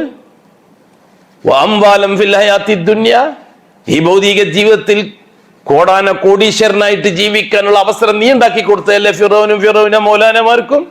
അത് വെച്ചിട്ടല്ലേ അവരെന്നോട് കളിക്കുന്നത്, അത് വെച്ചിട്ടല്ലേ അവരെന്നെ എതിർക്കുന്നതും എന്നെ നശിപ്പിക്കാൻ മെനക്കിടന്നതും.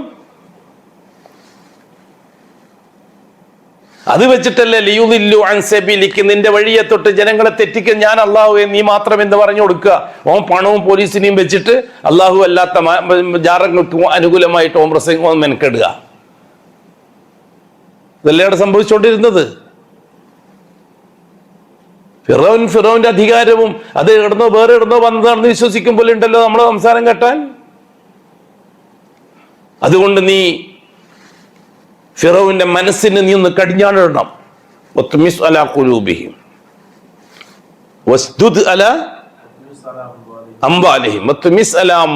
ഇവന്റെ പണത്തിന് നീ ഒന്ന് കടിഞ്ഞാണിടണം, ഒന്ന് കൺട്രോൾ ചെയ്യണം. അവന്റെ മനസ്സിനെ നീ ഒന്ന് പൂട്ടണം. എന്നാലേ അവൻ പഠിക്കുള്ളൂ. എന്നാലേ അദാബ് അല്ലേ,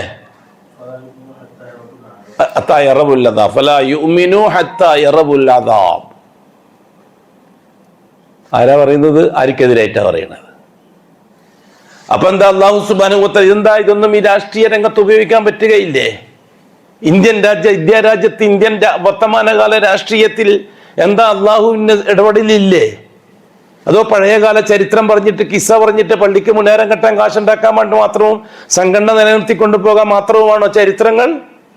അതോ മുഹമ്മദ് ഈ ഉമ്മത്തിന് ഖിയാമത്ത് നാൾ വരെ നിലനിൽപ്പിന് വേണ്ടി ഉപയോഗിക്കേണ്ട ആധാരമാണോ ചരിത്രങ്ങൾ? എന്താ അല്ലാഹു സുബ്ഹാനഹു വ തആല ചെയ്തത്? അല്ലാഹു സുബ്ഹാനഹു വ തആല മൂസ അലൈഹിസ്സലാത്തു വസ്സലാമിനോട് പറഞ്ഞു, ഫിറൗനും ഫിറൗന്റെ പണവും അധികാരവും പട്ടാളവും പോലീസും ഇതൊക്കെയാണ് നിങ്ങൾക്ക് പ്രശ്നമെങ്കിൽ ഒരു കാര്യം ചെയ്യ്, മുസ്ലിമീങ്ങളെയും കൂട്ടിയിട്ട് നാട് വിട്ടുകളാം. മൂസ നബിയോട് അള്ളാഹ് പറഞ്ഞത് അസ്നി ബി ഇബാദി, നേരമ്പൾക്ക് സ്ഥലം കരി അയക്കോ. ആരെ ഭാഗത്താ അല്ലാഹ്? ആരെ ഭാഗത്താ അല്ലാഹ്? ഫിറൗന്റെ ഭാഗത്തോ മൂസ നബിന്റെ ഭാഗത്തോ?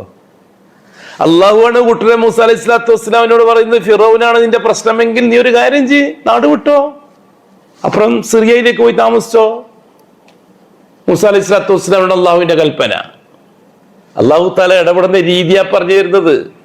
പിന്നെ മനസ്സിലാവുള്ളൂ അള്ളാഹു താല ഇടപെടുന്നത് അതിനാണല്ലേ പിന്നെ മനസ്സിലാവുക. എന്ത് ധൃതി എന്തിനാ? നമ്മൾ അള്ളാഹുവിന്റെ ഇടപെടൽ കാത്തിരിക്കും. മൂസ അലൈഹി സ്വലാത്തു വസ്സലാമിനെ സംബന്ധിച്ചോളം തൂരി സീനായിൽ വെച്ച് പഠിച്ചിട്ടുണ്ട് അള്ളാഹുവിന്റെ ഇടപെടൽ എങ്ങനെയാണ് എന്ന്. നമ്മളും പഠിക്കണം അങ്ങനെ.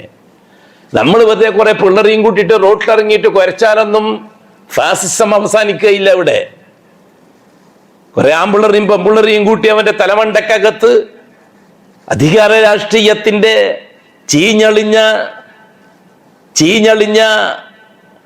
അവശിഷ്ടങ്ങൾ കുത്തി നിറച്ച് മുസ്ലിമീങ്ങളായ ചെറുപ്പക്കാരികളെയും റോട്ടിലിറങ്ങി അൽ ജിഹാദ് സിന്ദാബാദ് പറഞ്ഞാൽ പ്രശ്നം പരിഹരിക്കുകയില്ല. പ്രശ്നം പരിഹരിക്കാൻ ഇസ്ലാമിന്റെ അഡ്രസ്സിലാണെങ്കിൽ, ഇസ്ലാമിന്റെ അഡ്രസ്സിലല്ലെങ്കിൽ ഇവരോട് ആരോടും നമുക്കൊരു വിയോജിപ്പില്ല. ഇസ്ലാമിന്റെ പേരിൽ ചെയ്യുമ്പോഴാണ് നമുക്ക് പ്രശ്നം. ഇസ്ലാമിന്റെയും മുസ്ലിമിന്റെയും അഡ്രസ്സിൽ ചെയ്യുന്നുണ്ടെങ്കിൽ അത് ഇസ്ലാമിന്റെ അഡ്രസ്സിൽ തന്നെ ആയിരിക്കണം. ഇവിടുത്തെ പാവപ്പെട്ട സാധാരണക്കാരന്റെ വോട്ട് തട്ടാൻ വേണ്ടിയിട്ട് ഇസ്ലാമിനെ ദുരുപയോഗപ്പെടുത്തരുത്. ഹസ്രത്ത് മൂസ അലൈഹി സ്വലാത്തു വസ്സലാം അള്ളാഹുവിന്റെ കൽപ്പന സ്വീകരിച്ചു. ബനൂ ഇസ്രായേലിനോട് പറഞ്ഞു, അള്ളാന്റെ കൽപ്പനയുണ്ട് ഈജിപ്ത് വിടാൻ. മുസ്ലിമീങ്ങൾ രണ്ട് ഗ്രൂപ്പായി. ഇസ്ഹാഖ് നബി യാക്കൂബ് നബിന്റെ കാലം മുതൽ ഈജിപ്ത് ഞങ്ങളുടെ നാടാണ്.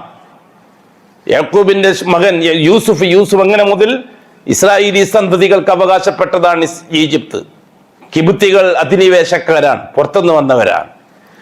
ഈ പുറത്തുനിന്ന് വന്ന് ഞങ്ങളെ അടിമകളാക്കി, ഞങ്ങളെ അടിമക്കീടങ്ങളാക്കി രാജ്യം ഭരിക്കുന്ന ഭരണകൂടത്തിന് ഞങ്ങളെ രാജ്യം വിട്ടുകൊടുത്തിട്ട് നാട് വിടാനാണോ മൂസ പറയുന്നത്? നീ എന്തായി പറയുന്നത്? നിന്റെ അള്ളാഹ് എന്താണ് ഈ പറഞ്ഞിരിക്കുന്നത്? മുസ്ലിങ്ങളെ ഗ്രൂപ്പാകാൻ പറ്റുന്ന പണിയൊന്നുമില്ലല്ലോ. ഇന്ന് തുടങ്ങിയതാ കൂട്ടരായ അള്ളാഹുവിന്റെ പേരിലാണല്ലോ ഗ്രൂപ്പ് മുഴുവനും ഉള്ളവരുടെ.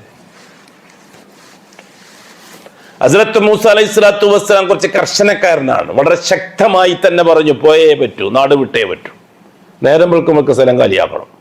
അള്ളാന്റെ കൽപ്പനയാണ്. ഞാൻ അള്ളാഹ്ക്ക് ആ രീതിയിൽ കരാറ് കൊടുത്തവനാണ്, സ്വീകരിച്ചേ പറ്റൂ, ഞാൻ അള്ളാന്റെ റസൂലാണ്. ഒതുക്കി എല്ലാവരും പുറപ്പെട്ടില്ലേ, മുസ്ലിമീങ്ങളും അല്ലാത്തവരും, ഇസ്രായേലി സന്തതികൾ മുഴുവനും, ബനു ഇസ്രായേൽ മുഴുവനും ആ കൂട്ടത്തിൽ കൂടി. മൂസ അലൈഹി സ്വലാത്തു വസ്സലാമിന്റെ കൂട്ടത്തിൽ മുസ്ലിമീങ്ങളും ഉണ്ട്, മുശ്രിക്കീങ്ങളും ഉണ്ട്. നേരം വെളുക്കുമ്പോഴേക്ക് അവരെത്തിപ്പെട്ടത് ചെങ്കടലിന്റെ തീരത്താണ്, കടലിന്റെ കരയിലാണ്. നാനാഭാഗത്തൊന്നും നടന്നലഞ്ഞ് തിരിഞ്ഞ് ആദിവാസികൾ, ഈ അഭയാർത്ഥികളെ പോലെയാണെന്ന് അവര് ഈജിപ്തിലെ മലമടക്കുകൾക്കിടയിലൂടെ, താഴ്വരകളിലൂടെ, വരാന്തങ്ങളിലൂടെ നടന്നവർ കടലിന്റെ കരയിലെത്തി. വിഷയം ഫിറൗൻ അറിഞ്ഞു. ഫിറൗൻ എന്താണ്, മന്ത്രിസഭ ക്യാബിനറ്റ് കൂടി, ഉടൻ തന്നെ മന്ത്രിസഭ വിളിച്ചു കൂട്ടി, പട്ടാള മേധാവികളെയും കൂട്ടി. മൂസയും അനുയായികളും നാട് വിടുന്നുണ്ട്. അത് നല്ലതിനായിരിക്കില്ല. എവിടെ പോയാലും നമുക്ക് തലവേദനയായിരിക്കും മൂസ. എവിടെ പോയാലും മൂസ നമുക്ക് തലവേദനയാണ്. അതുകൊണ്ട് ഈജിപ്തിൽ നിന്ന് പോയി സിറിയയിലേക്ക് പോയി അവിടെ താമസിച്ചു എന്നതുകൊണ്ടൊന്നും നമ്മൾ മുസീബത്ത് നമുക്ക് അവസാനിക്കൂല. അതുകൊണ്ട് മൂസയെയും മൂസന്റെ അനുയായികളെയും ഇല്ലായ്മ ചെയ്യുക. അത് NRCയോ NDCയോ ഉപയോഗിച്ചോ? അങ്ങനല്ലേ പോലീസും പട്ടാളവും എല്ലാം മൂസ നബിയെ പിന്തുടർന്നത്. വിവരം ഇസ്രായേലി സമൂഹം അറിഞ്ഞു. വീണ്ടും രണ്ട് ഗ്രൂപ്പായി മുസ്ലിമീങ്ങൾ. മൂസ അലൈഹി സ്വലാത്തു വസ്സലാമിനെ കർശനമായി വിമർശിച്ചു. വളരെ ശക്തമായി വിമർശിച്ചു അവർ. മൂസ, നിങ്ങൾ എന്ത് ബുദ്ധികേടാണ് ഈ ചെയ്യുന്നത്? അതായത് വർത്തമാന കാലഘട്ടത്തിൽ ജമാഅത്തെ ഇസ്ലാമിക്കാര് സലഫി പണ്ഡിതന്മാരെ വിമർശിക്കുന്നത് പോലെ, അന്ന് ഇസ്രായേലി സമൂഹത്തെ വിഭാഗം മൂസാ നബിനെ വിമർശിച്ചതുപോലെയാണ് ജമാഅത്ത് ഇസ്ലാമിക്കാർ സലഫി പണ്ഡിതന്മാരെ വിമർശിക്കാറ്. ഇപ്പോൾ നിങ്ങളെന്ത് ബുദ്ധികേടാണ് ചെയ്തിരിക്കുന്നത്? ബൈനൽ ബഹരി വ ശൈത്താൻ, ബഹറിന്റെയും ഷെയ്ത്താന്റെ ഇടയിലാണ് ഇപ്പൊ നമ്മൾ എത്തിപ്പെട്ടിരിക്കുന്നത്. ഇനി എങ്ങോട്ടാ പോവുക? ഫറോവ പട്ടാളത്തെ വിട്ടിട്ടുണ്ടെന്നാ കേട്ടത്. മൂസാ അലൈഹി സ്വലാത്തു വസ്സലാം എന്താ പറഞ്ഞത്? സലഫി പണ്ഡിതന്മാരുടെ മറുപടി, കല്ല ഇന്ന മഈ റബ്ബി സയഹ്ദീൻ. എന്റെ അള്ളാഹ് പറഞ്ഞിട്ടാണ് നിങ്ങൾ ഇങ്ങോട്ട് ഞാൻ പുറപ്പെട്ടത്. മിണ്ടാതിരുന്നോണം. കല്ല എന്ന് പറഞ്ഞ മലയാളത്തിൽ മിണ്ടായിരിക്കണം എന്ന് പറയുന്നതിന് തുല്യമാണ് ആ വാക്ക്.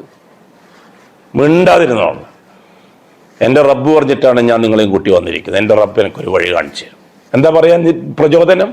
തൂരി സീനായിൽ വെച്ച് പഠിച്ചിട്ടുണ്ട് മൂസ നബി അള്ളാന്റെ ഇടപെടൽ എങ്ങനെയാണ് എന്ന്. പഠിപ്പിച്ചിട്ടുണ്ട് അല്ലാഹു തആല മൂസ നബിയെ. അല്ലാഹു തആല മൂസ നബിയെ പഠിപ്പിച്ചിട്ടുണ്ട് അള്ളാഹു എങ്ങനെയാണ് ഇടപെടൽ എന്ന്. അത് നല്ല യഖീനുണ്ട്. അത് ഇഹ്സാനാക്കി മാറ്റുകയാണ് അല്ലാഹു തആല. മൂസ നബിന്റെ ഇഹ്സാൻ അത് പുറത്തു വരണം. വഅബ്ദു റബ്ബക കഅന്നക തറാ. മുമ്പിൽ അള്ളാഹിനെ കാണും പോലെ വേണം അള്ളാഹിനെ ഇടപെടിപ്പിക്കാൻ. ഹസ്രത്ത് മൂസ അലൈഹി സ്വലാത്തു വസ്സലാം 100 മാർക്കോടുകൂടി ഇഹ്സാനിൽ വിജയിച്ചു. ഇസ്ലാമിൽ നേരത്തെ വിജയിച്ചു. തുരിസീനായിൽ വെച്ച് ഈമാനിൽ ജയിച്ചു. ഇപ്പൊ ഇഹ്സാൻ 100 മാർക്കോടെ ജയിച്ചു മൂസ അലൈഹി സ്വലാത്തു വസ്സലാം. ദാ അള്ളാഹുവിന്റെ നടപടി വരുന്നു. ഓ മൂസ ഇദ്രിബ് ബിഅസാക്കൽ ബഹർ, സമുദ്രത്തെ അടിക്കുക. ഫംഫലക്, സമുദ്രത്തെ അടിച്ചു. അത് രണ്ടായിട്ട് മാറ്റി, 2 പിളർപ്പാക്കി മാറ്റി. ഫകാന കുല്ലു ഫിർഖിൻ ഖത്തൗദിൽ അളീം, ഭയങ്കരമായ മല കൊടുമുടി പോലെ മാറി നിന്ന് വെള്ളം കൂട്ടിയിട്ട് പോയിക്കൊള്ളാൻ വേണ്ടി പറഞ്ഞു അല്ലാഹു തആല. മാഷാ അല്ലാഹ്. ഇപ്പം മുസ്ലിമീങ്ങൾക്ക് മനസ്സിലായി അന്ന് നാടുവിടാൻ പറഞ്ഞത് അതിനു വേണ്ടിയിട്ടാണ് എന്ന്. ഇങ്ങനെയാണ് അല്ലാഹു തആല ശത്രുക്കൾക്കെതിരെ മുസ്ലിങ്ങളെ സഹായിക്കല്. അവസാനത്തെ മുസ്ലിമും അക്കരയിലെത്തി. അപ്പോഴേക്കും അവസാനത്തെ കാഫിറും കടലിലും എത്തി. ഫിറോനും ഫിറോന്റെ അനുയായികളും. ഫിറോൻ എന്താന്ന് പറഞ്ഞത്? ഹാദിഹിൽ അൻഹാറു തജ്രി മിൻ തഹ്തി. എന്തിനായിരുന്നു ഇങ്ങനെ ചെയ്തത് അല്ലാഹു തആല? മൂസ നബി തൂരി സീനായിൽ വെച്ച് പഠിച്ച അല്ലാഹ് ആരാണെന്ന് മൂസ നബിക്ക് പഠിപ്പിക്കണം. കുണിയ സമ്മേളനത്തിൽ വെച്ച് ഫിറോൻ പ്രസംഗിച്ച നാദാ ഫിർഔനു ഫീ ഖൗമിഹി, എല്ലാരും വിളിച്ചു കൂട്ടിയിട്ട് പറഞ്ഞു, ഖാല യാ ഖൗമി അലൈസ ലീ മുൽക്കു മിസ്ര വഹാദിഹിൽ അൻഹാറു തജ്രി മിൻ തഹ്തി അഫലാ തുബ്സിറൂൻ. ഓ എന്റെ ഖൗമേ, നിങ്ങൾ എന്താ മനസ്സിലാക്കാത്തത്? ഈ രാജ്യത്തെ ഭരിക്കുന്നത് ഞാനല്ലേ? ഈ രാജ്യം എന്റേതല്ലേ? ഞാനല്ലേ നിങ്ങളെ രാജാവ്? ഞങ്ങളല്ലേ നിങ്ങളെ കാര്യങ്ങളൊക്കെ നടത്തി തരുന്നത്? മൂസ പറയുന്നു അല്ലാഹു ആണ് എന്ന്. വഹാദിഹിൽ അൻഹാറു, ഈ നദികൾ, ഈ ചെങ്കടൽ, ഈ നൈൽ നദി, തജ്രി മിൻ തഹ്തി, എന്റെ അധികാരത്തിന്റെ ചോട്ടിലല്ലേ ഒഴുകിക്കൊണ്ടിരിക്കുന്നത്? അഫലാ തുബ്സിറൂൻ, നിങ്ങൾക്ക് എന്താ കണ്ണ് കണ്ടൂടെ? മിസ്രിന്റെ മുൽക്ക് എന്റെ കയ്യിലല്ലേ? കടലും കരിയും എന്റെ കയ്യിലല്ലേ? മൂസ പറയുന്നു അള്ളാന്റേതാണെന്ന്. നിങ്ങൾക്ക് എന്താ കണ്ടൂടെ? അഫലാ തുബ്സിറൂൻ. ഇതായിരുന്നു ആ പ്രസംഗം. കുണിയ സമ്മേളനത്തിന്റെ പ്രമേയമായിരുന്നു അത് ഫിറോന്റെ കാലത്ത്.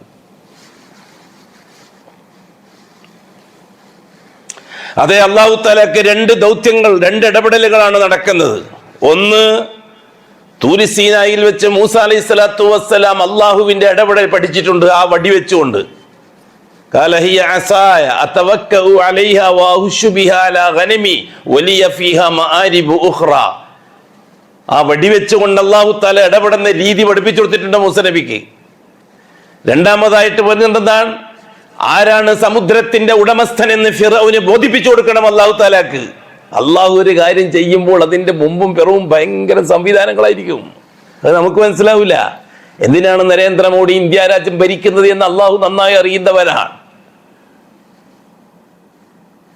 ഇത് മാറ്റാനും കൊടുക്കാനും കഴിവുള്ളവൻ അള്ളാഹുവാണ്. ഖുലില്ലാഹുമ്മ മാലിക്കൽ മുൽക്കി തുഅ്തിൽ മുൽക മൻ തശാ വ തൻസിഉൽ മുൽക മിമ്മൻ തശാ.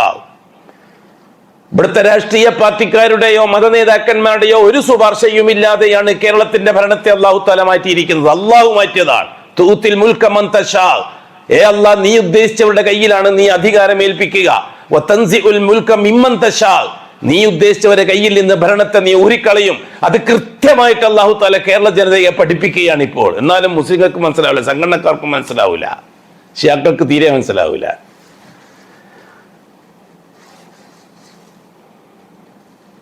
ഇവിടുത്തെ രാഷ്ട്രീയ പ്രസ്ഥാനത്തിന്റെ സമവാക്യങ്ങളെയും സംഘടനാ മേധാവികളായ ഷീഈ പുരോഹിതന്മാരുടെ ജൽപ്പനങ്ങളെയും കാട്ടിൽ പരത്തിക്കൊണ്ട് അഹ്ലുസുന്ന അർശിന്റെ റബ്ബിനോട് ചോദിച്ചത് അല്ലാഹു നടപ്പിലാക്കിയല്ലേ ഇപ്പോൾ ചെയ്തത്. ആർക്കെങ്കിലും അഭിപ്രായ വ്യത്യാസം ഉണ്ട്? ഇക്കാര്യത്തിൽ ആർക്കും അഭിപ്രായ വ്യത്യാസമില്ല, ആർക്കും ക്രെഡിറ്റ് ഇല്ല. കോൺഗ്രസിനും ഇല്ല ക്രെഡിറ്റ്, ലീഗിനും ഇല്ല ക്രെഡിറ്റ്, ആർക്കും ഇല്ല ക്രെഡിറ്റ്. ക്രെഡിറ്റ് മുഴുവനും അല്ലാഹു തആലാക്കാണ്. അവൻ തന്നെയാണ് മാലിക്കുൽ മുൽക്ക്, അവൻ തന്നെയാണ് തൂത്തിൽ മുൽക്ക മൻ തശാഉ വതൻസ്. അല്ലെങ്കിൽ അല്ലാന്ന് പറ. മൗലവി വന്ന് ശരിയല്ലാന്ന് ഇപ്പോൾ ഈ സംഘടനക്കാരും ഇവിടുത്തെ ഷിയാക്കളും പുരോഹിതന്മാരൊക്കെ പറയട്ടെ. അല്ലാഹു സുബ്ഹാനഹു വ തആല ഇവിടുത്തെ ഷീഈ പ്രസ്ഥാനത്തിന്റെ തലപ്പത്തുള്ള പുരോഹിതന്മാരെ മാറ്റി നിർത്തി. രാഷ്ട്രീയത്തിൽ നിങ്ങൾക്കൊരു ചുക്കുമില്ല എന്ന് രാഷ്ട്രീയക്കാരോട് പറഞ്ഞു, നിങ്ങൾ പണിയെടുത്തോളൂ, ഞാൻ കാര്യങ്ങൾ നടത്തി തരാമെന്ന്. സംഭവിച്ചതോ? അള്ളാഹുവിന്റെ ഖുദ്റത്ത് സംഭവിച്ചു, അവന്റെ ഇടപെടൽ പൂർത്തിയായി. ഇവിടെ ആർക്കും അതാണ് നിയുക്ത മുഖ്യമന്ത്രിയായ സതീശൻ പറഞ്ഞൊരു വാക്കിനോട് ഒരു വാക്ക് ഞാൻ എൻ്റെ മനസ്സിൽ കുറിച്ചിട്ടു, എല്ലാം ദൈവ നിയോഗം അല്ലേ? അയാൾ പറഞ്ഞിട്ടില്ലേ? അയാള് മുഖ്യമന്ത്രി ആയ ഉടനെ തന്നെ അയാൾ ആദ്യം പറഞ്ഞ വാക്കതാണ്. അയാൾ തീരുമാനിച്ച ഉടനെ തന്നെ എല്ലാം ദൈവ നിയോഗം, ജനം ഏൽപ്പിച്ച ഉത്തരവാദിത്തം കൃത്യമായി നിർവഹിക്കുക. അത് രണ്ടാമത്തെ കാര്യം. അതുകൊണ്ട് ആദ്യം പറഞ്ഞ വാക്കിനോടാണ് എല്ലാം ദൈവ നിയോഗം. അതെ, ദൈവ നിയോഗം, അള്ളാഹുവിന്റെ നിയോഗം. അതാണ് തന്നെ. അഹ്ലുസുന്ന വളരെ ബോധവാന്മാരായിരിക്കണം. വളരെ ചെറിയ ന്യൂനപക്ഷമാണ് അഹ്ലുസുന്ന. ഞാൻ പറഞ്ഞല്ലോ 1.5%, 2% ഇന്ത്യയിൽ അഹ്ലുസുന്ന സലഫികൾ. അവരോട് അള്ളാഹുവിനോട് പറഞ്ഞത്. അതെ, തെരഞ്ഞെടുപ്പിന്റെ അന്ന് നമ്മളെല്ലാം ചെയ്തത് എന്താണ്? അന്ന് രാത്രി എഴുന്നേറ്റ് അള്ളാഹുവിനോട് പറഞ്ഞു, ഏ അല്ലാഹ്, കേരളത്തിലെ ജനത്തിന്റെ ഹൃദയം നിന്റെ കയ്യിലാണ്, നീ റബ്ബുൽ ഖുലൂബാണ്, കൽബുകളുടെ റബ്ബ് നീയാണ്, റബ്ബുന്നാസ്, അന്നാസിന്റെ റബ്ബ് നീയാണ് അള്ളാഹുവേ. പോളിംഗ് ബൂത്തിൽ ചെല്ലുന്ന സന്ദർഭത്തിൽ ആർക്ക് കുത്തണമെന്ന് നീയാണ് തീരുമാനിക്കേണ്ടത്. ഈ വോട്ടർമാരും അല്ല, ആരും അല്ല തീരുമാനിക്കേണ്ടത്, അള്ളാഹു തീരുമാനിച്ചില്ലേ? അത് അവിടെ അങ്ങനെയാന്ന് ഇവിടെ എങ്ങനെയാന്ന് രാഷ്ട്രീയക്കാർ പറയും പോലെ നമ്മൾ പറഞ്ഞാൽ പറ്റുകയില്ലല്ലോ. തൃക്കരിപ്പൂർ നിയോജക മണ്ഡലത്തിൽ ഇന്നലെ വരെ RSSന്റെ ഇന്ത്യ രാജ്യത്തിന്റെ നാഷണൽ നേതാവായി മുസ്ലിം ഉമ്മത്തിന്റെ മേൽ കെട്ടുകെട്ടുത്ത നടപടികളുമായി പോയ സന്ദീപ് വാര്യർ തൃക്കരിപ്പൂർ നിയോജക മണ്ഡലത്തിൽ നിന്ന് വോട്ട് വാങ്ങി ആണുങ്ങളെ പോലെ ജയിച്ചു വന്നപ്പോൾ നമുക്ക് പറയാനുള്ളത് അള്ളാഹുവിനോടാണ്. അള്ളാഹുവിന്റെ സംവിധാനം അതാണ്.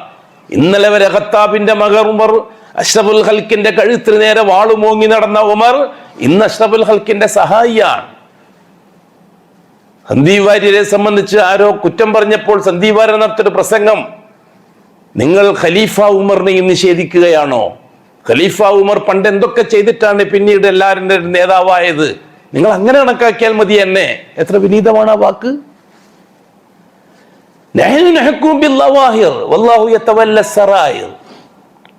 ബാഹ്യമായ വാക്കുകളെയും പ്രവൃത്തികളെയുമാണ് നമ്മൾ പരിഗണിക്കുന്നത്.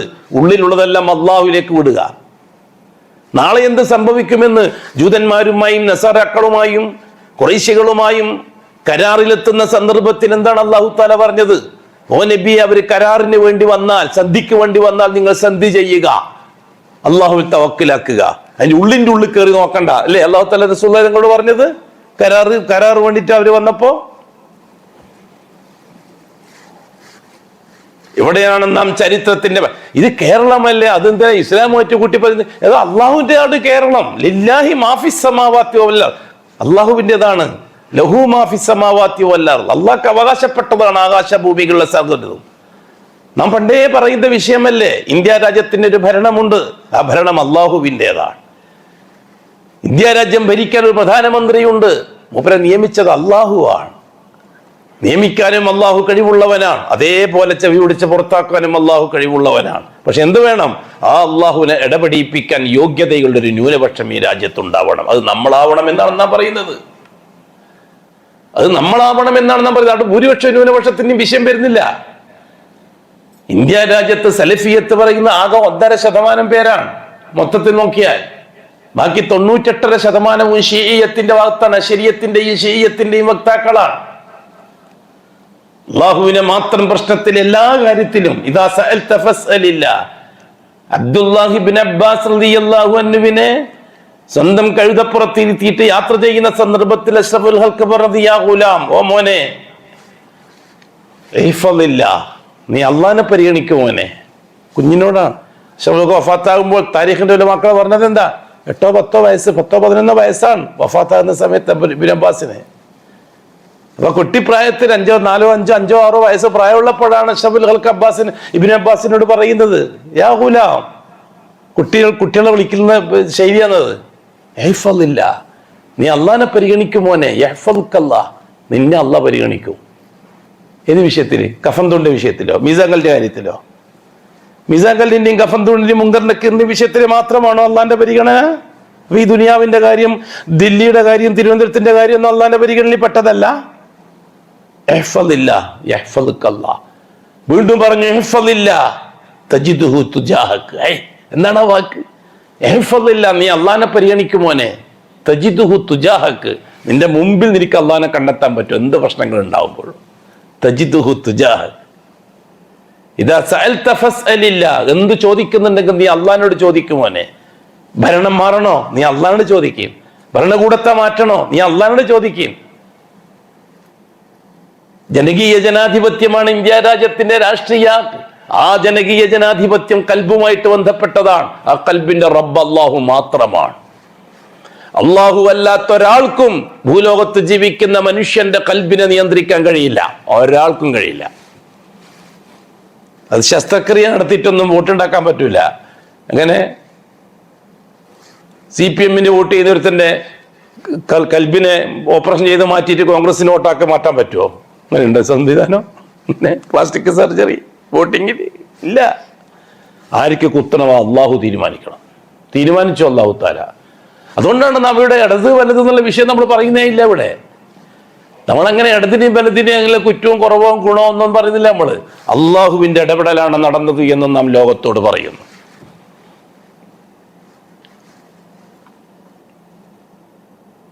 അല്ലാഹു സുബ്ഹാനഹു വ തആല മൂസാ നബിയെയും അനുയായികളെയും അവസാനത്തെ മെമ്പറും അക്കരയിലെത്തി, സിറിയയിലെത്തി.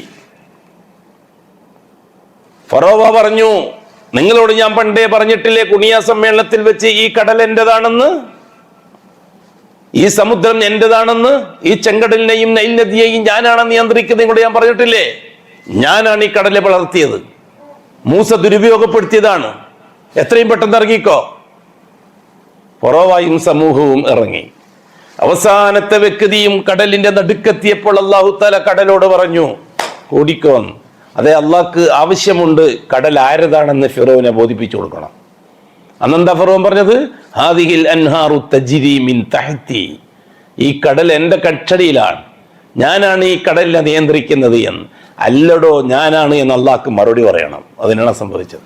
അതിനാണ് മൂസ അലൈഹി സ്വലാത്തു വസ്സലാമിനെയും മുസ്ലിമീങ്ങളെയും അല്ലാഹു തആല നാട് കടത്തിയത്. ഇപ്പോഴാണ് അള്ളാഹുവിന്റെ ഹിക്മത്ത് മനസ്സിലാകുന്നത്.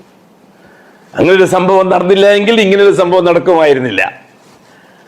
അപ്പൊ മുസ്ലിമീങ്ങൾക്ക് ഇച്ചിരി പ്രയാസങ്ങളൊക്കെ വരും, ഇത്തിരി ബുദ്ധിമുട്ടുകളൊക്കെ വരും. അതനുസരിക്കുന്നുണ്ടോന്ന് അള്ളാഹ്ക്ക് അറിയണം. മഹസിബന്നാസ് അൻ യുത്റകു അൻ യഖൂലു ആമന്ന, ഞങ്ങൾ തൗഹീദിന്റെ മെമ്പർഷിപ്പ് എടുത്തിട്ട് നടക്കുകയാണ് 40 കൊല്ലമായിട്ടെന്ന് പറഞ്ഞാൽ നിങ്ങളെ വിട്ടേക്കുമ്പോൾ നിങ്ങൾക്ക് തോന്നിപ്പോയോ?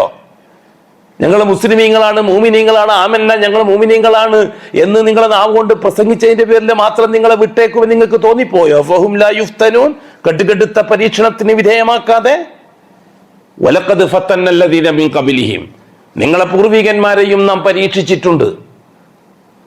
നിങ്ങളെ പൂർവികന്മാരെയും നാം പരീക്ഷിച്ചിട്ടുണ്ട്. വലഖദ് ഫത്തന്നല്ലദീന മിൻ ഖബലിഹിം ഫലയഅലമന്നല്ലാഹു അല്ലദീന സ്വദഖു, അല്ലാഹുവാണ് എൻ്റെ എല്ലാം എന്ന് എത്രത്തോളം സത്യസന്ധമായിട്ടാണ് നിങ്ങൾ പറയുന്നത്. വലയഅലമന്നൽ കാദിബീൻ, എത്രത്തോളം സംഘടന വെച്ചുകൊണ്ട് കള്ളത്തരമാണ് നിങ്ങൾ പറയുന്നത് എന്ന് എനിക്കറിയണം. ഇതാണ് അല്ലാഹു തആല പറഞ്ഞത് സൂറത്തുൽ അൻകബൂത്തിന്റെ തുടക്കത്തിൽ. അതാണ് അല്ലാഹു തആല പരീക്ഷിച്ചുകൊണ്ടിരിക്കുന്ന ഈ കൊച്ചു കേരളം മുതൽ ലോകം മുഴുവനും.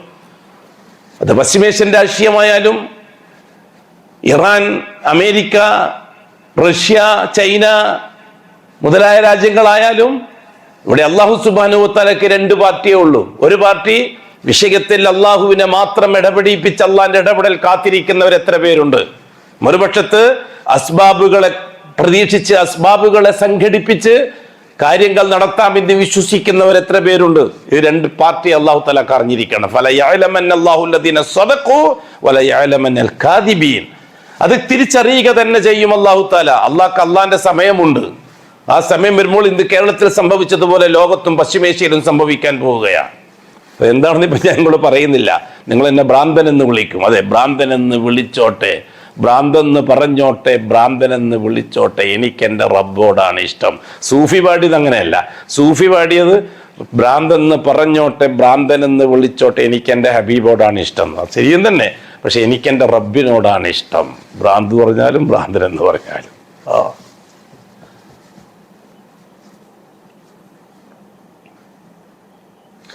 മുഹമ്മദുർ റസൂലുള്ളാഹി സ്വല്ലല്ലാഹു അലൈഹി വസല്ലം തങ്ങൾ 11 കൊല്ലം കഴിഞ്ഞു. അപ്പോഴേക്കും സംഗതി ആകെ വഷളായി. അഷ്റഫുൽ ഖൽക്കിന്റെ ഭൗതിക സഹായിയായിരുന്നു അബൂ താലിബ്, ആത്മീയ സഹായിയായിരുന്നു ഖദീജത്തുൽ കുബ്ര. രണ്ടുപേരെയും അല്ലാഹു പിൻവലിച്ചു. സാങ്കേതിക സഹായം നൽകിയ അബൂ താലിബിനെയും പിൻവലിച്ചു, ആത്മീയ സഹായം നൽകിയ ഖദീജാനെയും പിൻവലിച്ചു അല്ലാഹു സുബ്ഹാനഹു വ തആല. അപ്പൊ പൂർണ്ണമായും അഷ്റഫുൽ ഖൽക്ക് അക്ഷരാർത്ഥത്തിൽ യതീമായി. ആരുമില്ല.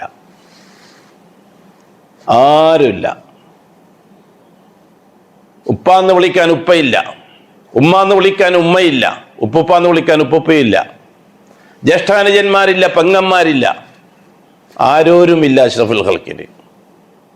ആകെയുള്ള 2 പേര് പോയി.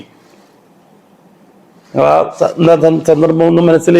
ഇത് വയന്ന് പറഞ്ഞ് കാശുണ്ടാക്കാൻ മുസ്ലിയാക്കന്മാർക്ക് പറഞ്ഞു കൊടുത്ത കഥയല്ല, പള്ളിക്ക് മുന്നേരം കെട്ടാൻ കാശുണ്ടാക്കാനുള്ളതുമല്ല.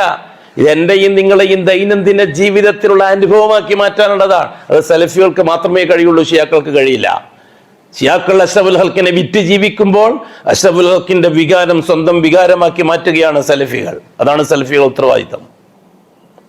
അതുകൊണ്ടാണ് സലഫികൾ ന്യൂനപക്ഷമായത് ലോകത്തും.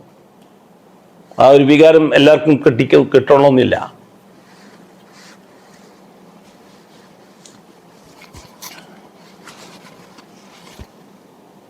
ജൂതം പഠിപ്പിച്ച കല്യാണത്തിന് ഭാര്യ മക്കളെയും കൂട്ടിയിട്ട് ഊര് ചുറ്റുമ്പോൾ ഫാത്തിമാനെയും ഫാത്തിമാന്റെ മക്കളെയും ഓർമ്മ വരണമായിരുന്നു. ആ ഓർമ്മയില്ലാത്തവർ ഫലസ്തീനികൾക്ക് വേണ്ടി പറയുന്നത് കാപട്യമാണ്, കപടതയാണ്. ഫലസ്തീൻ മക്കളോട് എന്ത് കൂറാണ് ഈ സമൂഹത്തിനുള്ളത്? എന്ത് കൂറാണുള്ളത്? 5 ദിവസം 10 ദിവസം നടക്കുന്ന കല്യാണത്തിന് ഭാര്യനെയും മക്കളെയും കുഞ്ഞു കുട്ടികളെയും ലക്ഷക്കണക്കിന് ഉറുപ്പ്യന്റെ ഡ്രസ്സും ധരിപ്പിച്ച് ഊരു ചുറ്റുന്ന സന്ദർഭത്തിൽ ആ ഫാത്തിമാനെ ഓർക്കാമായിരുന്നില്ലേ? ആ ഹസനെയും ഹുസൈനെയും ഓർക്കാമായിരുന്നില്ലേ? എന്നിട്ട് മതി ഫലസ്തീൻ സ്നേഹം. എന്താ ബഹിഷ്കരിക്കാമായിരുന്നില്ലേ ജൂത കല്യാണം? കോടികൾ ബാങ്കിൽ നിന്ന് ലോൺ എടുത്ത് ബിരിയാണി വെച്ച് കല്യാണത്തിന് വേണ്ടിയിട്ട് ജൂതന്റെ ഹാളും ഗ്രൗണ്ടും തെരഞ്ഞെടുത്ത് ആണും പെണ്ണും ജൂതം പഠിപ്പിച്ച വസ്ത്രവും ധരിച്ച് പാട്ടും പാടി കൂത്താടുമ്പോൾ പറയാമായിരുന്നില്ലേ ഈ സമുദായത്തിന് ഞാനില്ല, എൻ്റെ ഫലസ്തീനിലെ മക്കളോടാണ് എനിക്ക് സ്നേഹം, ആ മക്കൾ പട്ടിണി കിടക്കുകയാണ്, ഈ കൂത്താട്ടത്തിന് ഞാനില്ല എന്ന് പള്ളിയിലെ ഖത്തീബിന് പറയാമായിരുന്നില്ലേ? കല്യാണം നടത്തുന്നവനോട്, സംഘടന നേതാക്കന്മാർക്ക് പറയാമായിരുന്നില്ലേ? കല്യാണം നടത്തുന്നവനോട് ഞാനില്ല, ബിരിയാണി എനിക്ക് വേണ്ട, എൻ്റെ ഫലസ്തീനിലെ മക്കൾ പട്ടിണി കിടക്കുകയാണ്. ധൈര്യമുണ്ടോ പറയാൻ? ഉളുപ്പുണ്ടോ ഇവർക്ക്? കഴുത്തിന് കോണോനും കെട്ടി ജൂതന്റെ സൂട്ടുവിട്ട് നസ്രാനിയുടെ സ്രായുവിട്ട് മൗലവി നിക്കാഹിന്റെ പ്രസംഗം എന്നും പറഞ്ഞ് 10,000 ആളെ അഭിസംബോധനം ചെയ്ത് സകല ജൂതന്റെ ഒന്നിച്ചിരുന്നിട്ട് ഒരു ഉളുപ്പുമില്ലാണ്ട് ബിരിയാണി തിന്ന് പിരിഞ്ഞില്ലേ? നിനക്ക് ഫലസ്തീനോ? സംഘടനകൾക്ക് ഫലസ്തീൻ എന്ത് കൂറാണ് നിങ്ങൾക്ക് പറഞ്ഞത്? നിങ്ങൾ കപടന്മാരല്ലേ? നിങ്ങൾ ഫലസ്തീന്റെ പേരും പറഞ്ഞ് ഈ ഉമ്മത്തിനെ പറ്റിക്കുകയല്ലേ സംഘടനയും സംഘടന നേതാക്കന്മാരും? അതിന് ചില്ലറയൊന്നും പോരാ. എനിക്ക് ആ കല്യാണ പന്തൽ ഇരിക്കാൻ എനിക്ക് സാധിക്കുന്നില്ല. കാരണം എനിക്ക് എൻ്റെ ഹബീബിനെ ഓർമ്മ വരുന്നു, എൻ്റെ ഹബീബിന്റെ പ്രിയപ്പെട്ട മകൾ ഫാത്തിമാനെ, ആ ഫാത്തിമാന്റെ പ്രിയപ്പെട്ട മക്കൾ ഹസൻ ഹുസൈനെ, ഉടുതുണിക്ക് മറുതുണിയില്ലാതെ വെറും ഒരു നാടൻ കുപ്പായ ഇട്ടിട്ട് നടക്കുന്ന ആ ഹസൻ ഹുസൈൻ ഇല്ലേ? മറുപക്ഷത്തെ പണക്കാർ ജീവിക്കായിരുന്നില്ലേ? ഉത്തുബത്തിന്റെ ഷൈബത്തിന്റെ നാട്ടുകാരല്ലേ അവര്? വലീദിന്റെ നാട്ടുകാരല്ലേ അവര്? നിങ്ങൾക്കൊന്ന് ആലോചിക്കാമായിരുന്നില്ലേ? പരിശുദ്ധ റമദാൻ മാസത്തിന്റെ അവസാനത്തെ പത്തിൽ നാട്ടിന്റെ നാനാഭാഗത്തും കിച്ചൺ സെന്ററുകൾ ഉണ്ടാക്കി, വ്യത്യസ്ത ഭക്ഷണങ്ങൾ ഉണ്ടാക്കി, ലൈറ്റിന്റെ മനോഹരിതയും ഡാൻസും കൂത്തും പാട്ടുകളൊക്കെ അവസാനത്തെ പത്തിൽ ഖിയാമുല്ലയിലും ഇത്തിക്കാഫ് ഉപേക്ഷിച്ച് വിടറി മക്കളെയും കൂട്ടിയിട്ട് തെണ്ടിയിലെ വെറും ആകാശത്തിലെ നിലാവിനെ നോക്കി കൊരക്കുന്ന കുറുക്കന്മാരെ മാതിരി റമദാൻ മാസത്തിന്റെ രാത്രികളിൽ ചെലവാക്കിയില്ലേ തെരുവുകളിൽ? നിങ്ങൾക്ക് എന്ത് ഫലസ്തീൻ? നിങ്ങൾക്ക് ഓർക്കാമായിരുന്നില്ലേ ഫലസ്തീനിലെ മക്കൾ പട്ടിണിയാണ്, ഞാൻ എൻ്റെ മക്കളെയും കൂട്ടിയിട്ട് ഈ രാത്രി തെണ്ടുന്നത് ശരിയല്ല എന്ന്? വല്ല ബോധം ഉണ്ടായോ ഈ സമുദായത്തിന്, ഈ സംഘടനാ നേതാക്കന്മാർക്ക്? ഒന്ന് പറയാമായിരുന്നില്ലേ ആരും അതിൽ പങ്കെടുക്കരുത്, ഫലസ്തീനിലെ മക്കൾ പട്ടിണിയിലാണ്, പറയാമായിരുന്നില്ലേ? ആഴ്ചയിൽ 5 കല്യാണം ഉണ്ടെങ്കിൽ 5 ഡ്രസ്സല്ലേ മക്കൾക്ക് വേണ്ടി എടുക്കുന്നത്? പെണ്ണല്ലേ കല്യാണം നിയന്ത്രിക്കുന്നത്? ജൂതം പഠിപ്പിച്ച കല്യാണമല്ലേ അത്? ഇവിടുത്തെ സംഘടന നേതാക്കന്മാരെല്ലാം ആ കല്യാണത്തിൽ നീങ്ങി തിരങ്ങുകയല്ലേ? മുതലാളിമാരും ആചാക്കന്മാരും മുസ്തേക്കന്മാരും മൗലവിമാരും എല്ലാം ബഹിഷ്കരിക്കാമായിരുന്നില്ല ഈ കല്യാണം ജൂതന്റേതാണ്? എന്റെ ഫലസ്തീന്റെ മക്കൾക്ക് കഞ്ഞി കുടിക്കാൻ നിവൃത്തിയില്ലാതെ വിഷമിക്കുമ്പോൾ കോടിക്കണക്കിന് ഉറുപ്പ്യ ചെലവഴിച്ചിട്ട് ഉണ്ടാക്കിയ ഭക്ഷണം തിന്നാൻ ഞാനില്ല എന്ന് പറയാമായിരുന്നില്ല പള്ളിയിലെ ഖത്തീബിനും പള്ളിയിലെ മൗലവിക്കും? ഒരു ഉളുപ്പുമില്ലാണ്ട് പോയി തിന്നിട്ട് വന്നില്ലേ ഹാളുകളിൽ, കല്യാണ മണ്ഡപങ്ങളിൽ? ഇപ്പോഴും കയറി ഇറങ്ങുകയല്ലേ എല്ലാവനും, കഴുത്തിന് കോണവനും കെട്ടിട്ട്? മൗലവിമാര് കഴുത്തിന് കോണവനും മുസ്ലിയാക്കന്മാരെ തലയിൽ പച്ചക്കെട്ടും, രണ്ടാളെ യൂണിഫോമാണ്. മൗലവിമാർക്ക് കഴുത്തിന് കോണവൻ ജൂതന്റെ സൂട്ട്, മറ്റവർക്ക് പച്ചക്കെട്ട്. എന്നിട്ട് അവസാനം 10,000 ആളെ അഭിസംബോധനം ചെയ്തൊരു ഖുത്ബയും ഒരു പ്രസംഗം. എന്നിട്ട് അവസാനം സവ്വൈതുക വഅൻകഹതുക കൊടുങ്കയത്തിലേക്ക് അൽ ഫാത്തിഹ ഷിയാന്റെ വക. അള്ളാഹുവിന് ഒറ്റ ദുആ ആണ്, അല്ലാഹ് ഈ മുസീബത്തും നാശവും ഒന്നും കൂടുതൽ കാലം കാണിക്കല്ലേ അല്ലാഹ്. അതാണ് ദുആ ഇപ്പോൾ.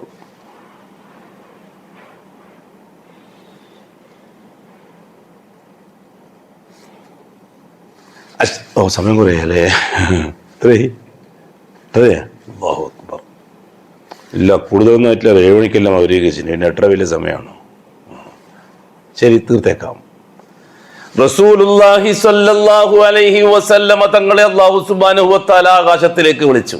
ഓ മുഹമ്മദ്, ഇങ്ങോട്ട് വാ, ഇവിടെ എല്ലാം വന്ന് കണ്ടു കേട്ടിട്ട് പോകാം. ആരുമില്ല, ബേജാറാവണ്ട, ഞാനുണ്ട്. എന്താണത്? ഞാനുണ്ട്. അല്ല പറയുന്ന അഷ്റഫുൽ ഖൽഖിനോട് അല്ലാഹു പറയുന്നത്, ഞാനുണ്ട് മുഹമ്മദ്, ഇങ്ങോട്ട് വാ. സുബ്ഹാനല്ലദീ അസ്റാ ബിഅബ്ദിഹി ലൈലൻ മിനൽ മസ്ജിദിൽ ഹറാമി ഇലൽ മസ്ജിദിൽ അഖ്സല്ലദീ ബാറക്നാ ഹൗലഹു ലിനുരിയഹു മിൻ ആയാതിനാ. ഇതിനെ ലിനുരിയഹു മിൻ ആയാതിനാ. മസ്ജിദുൽ ഹറാമിൽ നിന്ന് മസ്ജിദുൽ അഖ്സായിലേക്ക്, അവിടെ നിന്ന് ആകാശങ്ങളിലേക്ക് എൻ്റെ അടിമയെ ഞാനാണ് സഞ്ചരിപ്പിച്ചത്. അള്ളാഹ് പറയണത്, എൻ്റെ അടിമയെ. എന്തിനെന്നറിയോ? എല്ലാം കണ്ടു കേട്ടിട്ട് പോവാൻ. ലിനുരിയഹു മിൻ ആയാതിനാ. ഇവിടെയുള്ള സംവിധാനങ്ങളൊക്കെ ഒന്ന് കണ്ട് മുഹമ്മദിൻ്റെ മനസ്സിനെ ഒന്ന് കുളിർമയാക്കണം. അതിന് വേണ്ടിയിട്ട് പോയില്ലേ? പോയിട്ട് കൂടുതൽ അവിടെ താമസിക്കാൻ അനുവദിച്ചില്ല. ഓ മുഹമ്മദ്, ഇവിടെ കൂടുതൽ നിന്നാൽ പറ്റൂല, പെട്ടെന്ന് മടങ്ങിപ്പോണം. കാരണം അനുയായികൾ ഉണ്ട് അവിടെ നാട്ടില്, വിരലിലെണ്ണാവുന്ന അനുയായികൾ. അവരാരും അറിയുന്നില്ല ഈ പോക്കും വരവും ഒന്നും. ഉറങ്ങിയണീക്കുമ്പൊക്കെ എല്ലാവരും സംഗതി പൂർത്തിയായിട്ടുണ്ട്. ഓ മുഹമ്മദ്, പെട്ടെന്ന് പോ, ഇതാ നല്ലൊരു സമ്മാനം, 5 നേരത്തെ നിസ്കാരം. ചരിത്രം തൂർക്കാപ്പാറ്റ് പറയാൻ എല്ലാവർക്കും അറിയുന്ന ചരിത്രം തന്നെയാണ്. 5 നേരത്തെ നിസ്കാരവുമായിട്ടല്ലേ അഷ്റഫുൽ തിരിച്ചു വന്നത്. അസ്സലാത്തു മിഅ്റാജുൽ മുഅ്മിൻ. മനസ്സ് നോവുന്ന സമൂഹത്തിന് അള്ളാഹുവിലേക്ക് യാത്ര ചെയ്യാനുള്ള മിഅ്റാജാണ് നിസ്കാരം.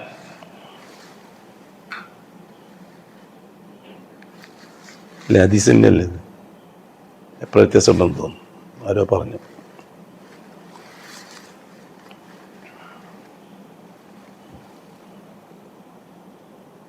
തിരിച്ചു വന്നു.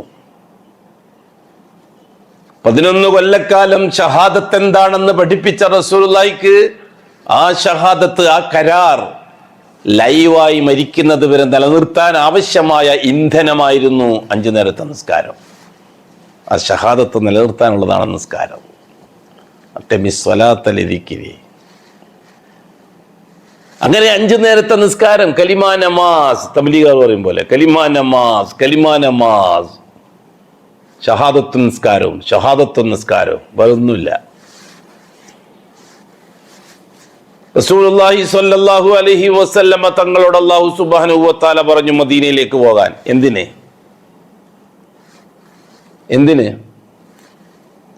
അന്ന് അഷ്റഫുൽ ഖൽഖിനെ ആകാശത്തിലേക്ക് വിളിച്ചത് റസൂലുള്ളാഹി തങ്ങളുടെ സ്വന്തം കാര്യമാണ്. ഇന്ന് മദീനത്തേക്ക് പോകുന്നത് ഖിയാമത്ത് നാൾ വരെയുള്ള ഉമ്മത്തിന്റെ കാര്യമാണ്.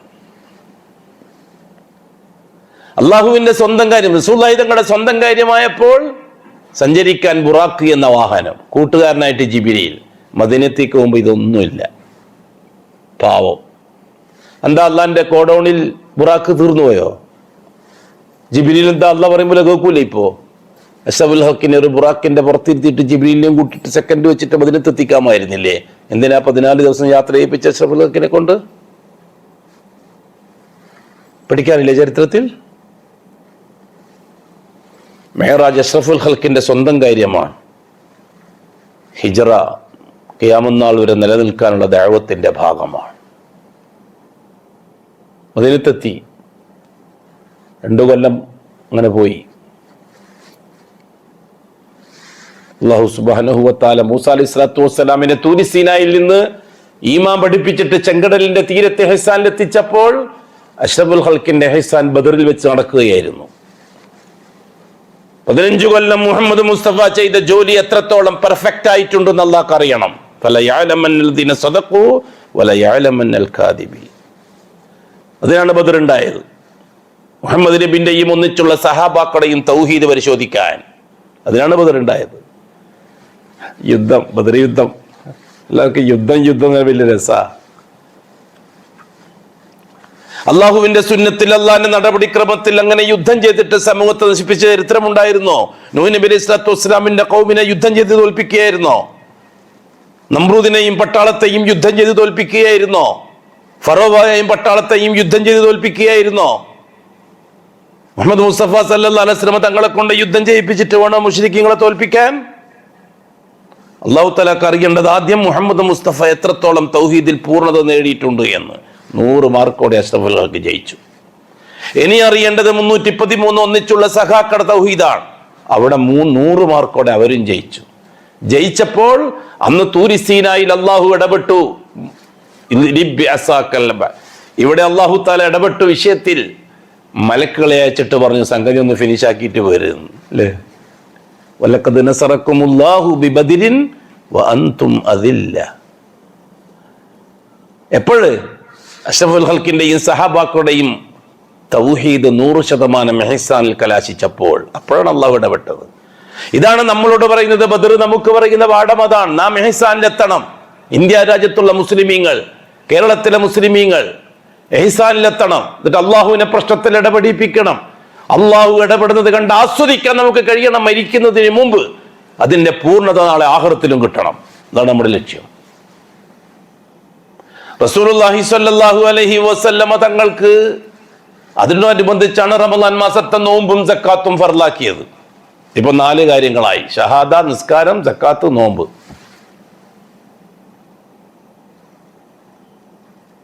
ഇവിടെ ഒന്നും ഹജ്ജ് ചർച്ചയിൽ വരുന്നില്ല. അഷ്റഫുൽ ഖൽഖ് സ്വല്ലല്ലാഹു അലൈഹി വസല്ലമ തങ്ങൾക്ക് അവസാനമായി നൽകിയത് ഹജ്ജാണ്. എന്താണ് ഹജ്ജ്? ഷിർക്കിന്റെയും കുഫറിന്റെയും ഈമാന്റെയും ഇസ്ലാമിന്റെയും ഇടയിൽ വേർതിരിവുണ്ടാക്കാനാണ് ഹജ്ജ്. റസൂലുള്ളാഹി സ്വല്ലല്ലാഹു അലൈഹി വസല്ലമ തങ്ങൾ ഹിജ്റയുടെ 9-ാം കൊല്ലം ഹജ്ജിന് വേണ്ടി പോകാൻ തീരുമാനമെടുത്തു.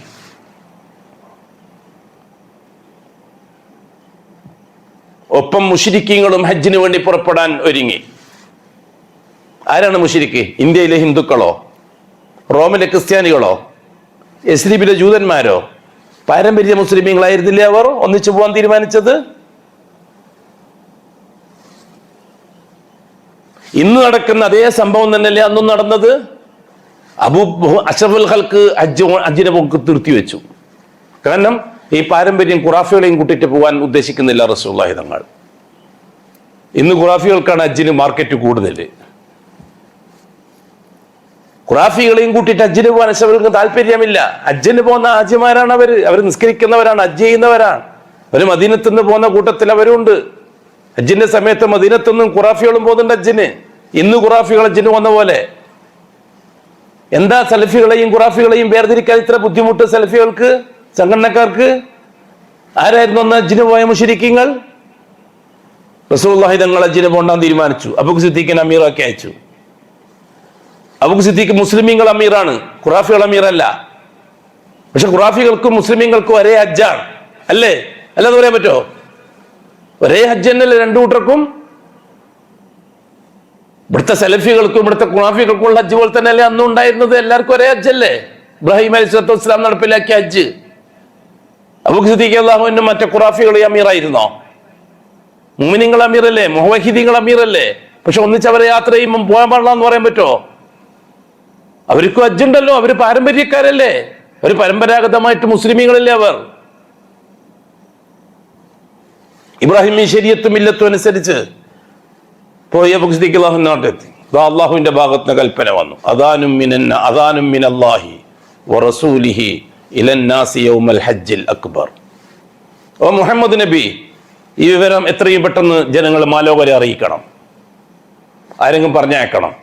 അഷ്റഫുൽ ഹഖ് അലി അല്ലാഹു തആല അൻഹുവിനെ വിട്ടു. അദാനും മിനല്ലാഹ്, ഇത് അള്ളാഹുവിൽ നിന്നുള്ള അനൗൺസാണ്. വറസൂലിഹി, അള്ളാഹിന്റെ റസൂലിൽ നിന്നുള്ള അനൗൺസാണ്. ആർക്ക്? ഇലന്നാസി, മാലോകർക്ക്. യൗമൽ ഹജ്ജിൽ അക്ബർ, ആ മഹത്തായ ഹജ്ജിന്റെ ദിവസം. എന്താണ് അനൗൺസ്? അന്നല്ലാഹ ബരീഉം മിനൽ മുശ്രിക്കീന വറസൂലുഹു, മുശ്രിക്കീങ്ങളുമായിട്ട് എല്ലാ ബന്ധവും അള്ളാഹു അവസാനിപ്പിച്ചിരിക്കുകയാണ്. ആരായിരുന്നു ആ മുശ്രിക്കീങ്ങൾ? സൂറത്തു തൗബയിൽ പറഞ്ഞ മുശ്രിക്കീങ്ങൾ ആരാണ്? ഇന്ത്യയിൽ നിന്ന് ഹജ്ജിന് പോയ ഹിന്ദുക്കളായിരുന്നോ? റോമിൽ നിന്ന് ഹജ്ജിന് വന്ന ക്രിസ്ത്യാനികളായിരുന്നോ? യസ്രിബിൽ നിന്ന് ഹജ്ജിന് പോയ ജൂതന്മാരായിരുന്നോ? പേർഷ്യയിൽ നിന്ന് ഹജ്ജിന് വന്ന മജൂസികളായിരുന്നോ? അതോ പാരമ്പര്യ മുസ്ലിമുകളോ? ഇന്നത്തെ മുസ്ലിങ്ങളെ പോലത്തെ? ആരിൽ നിന്നാണ് അല്ലാഹു തആല അല്ലാഹു തആല പൂർണ്ണമായും വിരമിക്കുന്നത്? ബരീഉം മിനൽ മുശ്രിക്കീൻ. ആരെയാണ് അല്ലാഹു തആല മുശ്രിക്ക് എന്ന് പറഞ്ഞത്? കൃത്യമായി നിസ്കരിക്കുന്നവർ, കൃത്യമായി ഹജ്ജ് ചെയ്യുന്നവർ, കൃത്യമായി ഉംറ ചെയ്യുന്നവർ, കൃത്യമായി സക്കാത്ത് കൊടുക്കുന്നവർ, അള്ളാഹുവിനോട് എന്തുണ്ടെങ്കിലും അള്ളാഹുനോട് ദഅവുല്ലാഹ മുഖ്ലിസീന ലഹുദ്ദീൻ, എന്ത് പ്രശ്നം വരുമ്പോൾ അള്ളാഹിനോട് ദുആ ചെയ്യുന്നവർ, അവരല്ലേ അല്ലാഹു തആല മുശ്രിക്ക് എന്ന് വിളിച്ചത്?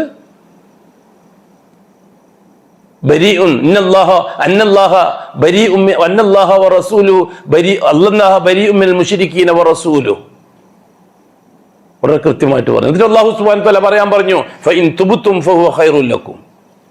നിങ്ങൾ തൗബ ചെയ്യുകയാണെങ്കിൽ, അഥവാ ജാറങ്ങളെ ഒഴിവാക്കുകയാണെങ്കിൽ, തൗബ ചെയ്യുക എന്ന് പറഞ്ഞാൽ നിങ്ങൾ ജാറങ്ങളെ ഒഴിവാക്കുകയാണെങ്കിൽ, ലാ ഇലാഹ ഇല്ലല്ലാഹ് ഷഹാദത്ത് കൊടുക്കുകയാണെങ്കിൽ, ഫഹുവ ഖൈറുൽ ലക്കും, അത് നിങ്ങൾക്ക് ഖൈറാണ്. ഫഇൻ തവല്ലൈതും, ഇനി അതല്ല നിങ്ങൾ ജാറവുമായിട്ട് തന്നെ മുന്നോട്ട് പോകാനാണ് പരിപാടിയെങ്കിൽ മനസ്സിലാക്കിക്കൊള്ളുക, അന്നക്കും ഗൈറു മുഅ്ജിസില്ല, അള്ളാഹിനെ തോൽപ്പിക്കാൻ നിങ്ങൾക്ക് കഴിയില്ല എന്ന് മനസ്സിലാക്കിക്കൊള്ളുക.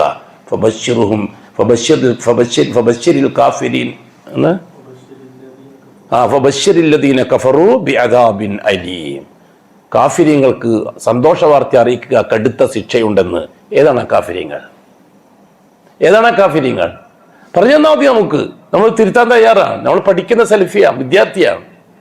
പറഞ്ഞു തന്നാൽ തിരുത്തും ഞാൻ. ആ കാഫിരീങ്ങൾ ആരാണ്? ഹജ്ജിന് പോയ ഹാജിമാര്. അതല്ലേ അള്ളാഹു കാഫിർ എന്ന് പറഞ്ഞത്? ഉംറ ചെയ്യുന്ന മുഅ്തമിരീങ്ങളല്ലേ അള്ളാഹു തആല കാഫിർ എന്ന് വിളിച്ചത്? കഅബാലയത്തിൽ മസ്ജിദുൽ ഹറാമിൽ നിസ്കരിക്കുന്ന നിസ്കാരക്കാരെയല്ലേ അള്ളാഹു തആല കാഫിർ എന്ന് വിളിച്ചത്? എങ്കിൽ വർത്തമാന കാലഘട്ടത്തിന്റെ ഹജ്ജ്, അതെ, ആ ഹജ്ജ് അദാനും മിനല്ലാഹി ആയിരിക്കണം. അങ്ങനത്തെ ഒരു ഹജ്ജും കൂടി വരികയാണ്. അള്ളാഹു തആല കൂടുതൽ മനസ്സിലാക്കാനും കൂടുതൽ അറിയാനൊക്കെ തൗഫീഖ് നസീബാക്കി തരട്ടെ. ഇന്ന് ഷഹീറുദ്ദീൻ മൗലവി ആയിരുന്നു ക്ലാസ് നടത്തുന്നത്. ഞാൻ പിന്നെ ഇങ്ങനെ ഹജ്ജിൻ്റെ ഒരു ഒരുക്കവും കൂടി ഉണ്ട്. നാളെ മറ്റന്നാളെ കഴിഞ്ഞാൽ ഇൻഷാ അല്ലാഹ് ഒന്ന് പുറപ്പെടണം. അങ്ങനെ അവൻ ഷഹീർ മുങ്ങി എടുത്തന്നെ ഉണ്ട്. ഞാൻ തന്നെ അങ്ങ് പൂർത്തിയാക്കാൻ തീരുമാനിച്ചു. ഒരുങ്ങിയിട്ടില്ല എന്ന് പറഞ്ഞു ഷഹീർ. പിന്നെ എനിക്ക് പിന്നെ ഒരുക്കമൊന്നുമില്ല. ആയുധം ബീസ്മിയും കുട്ടി അങ്ങ് തുടങ്ങലാണ്. എന്തോ ഒരുക്കം.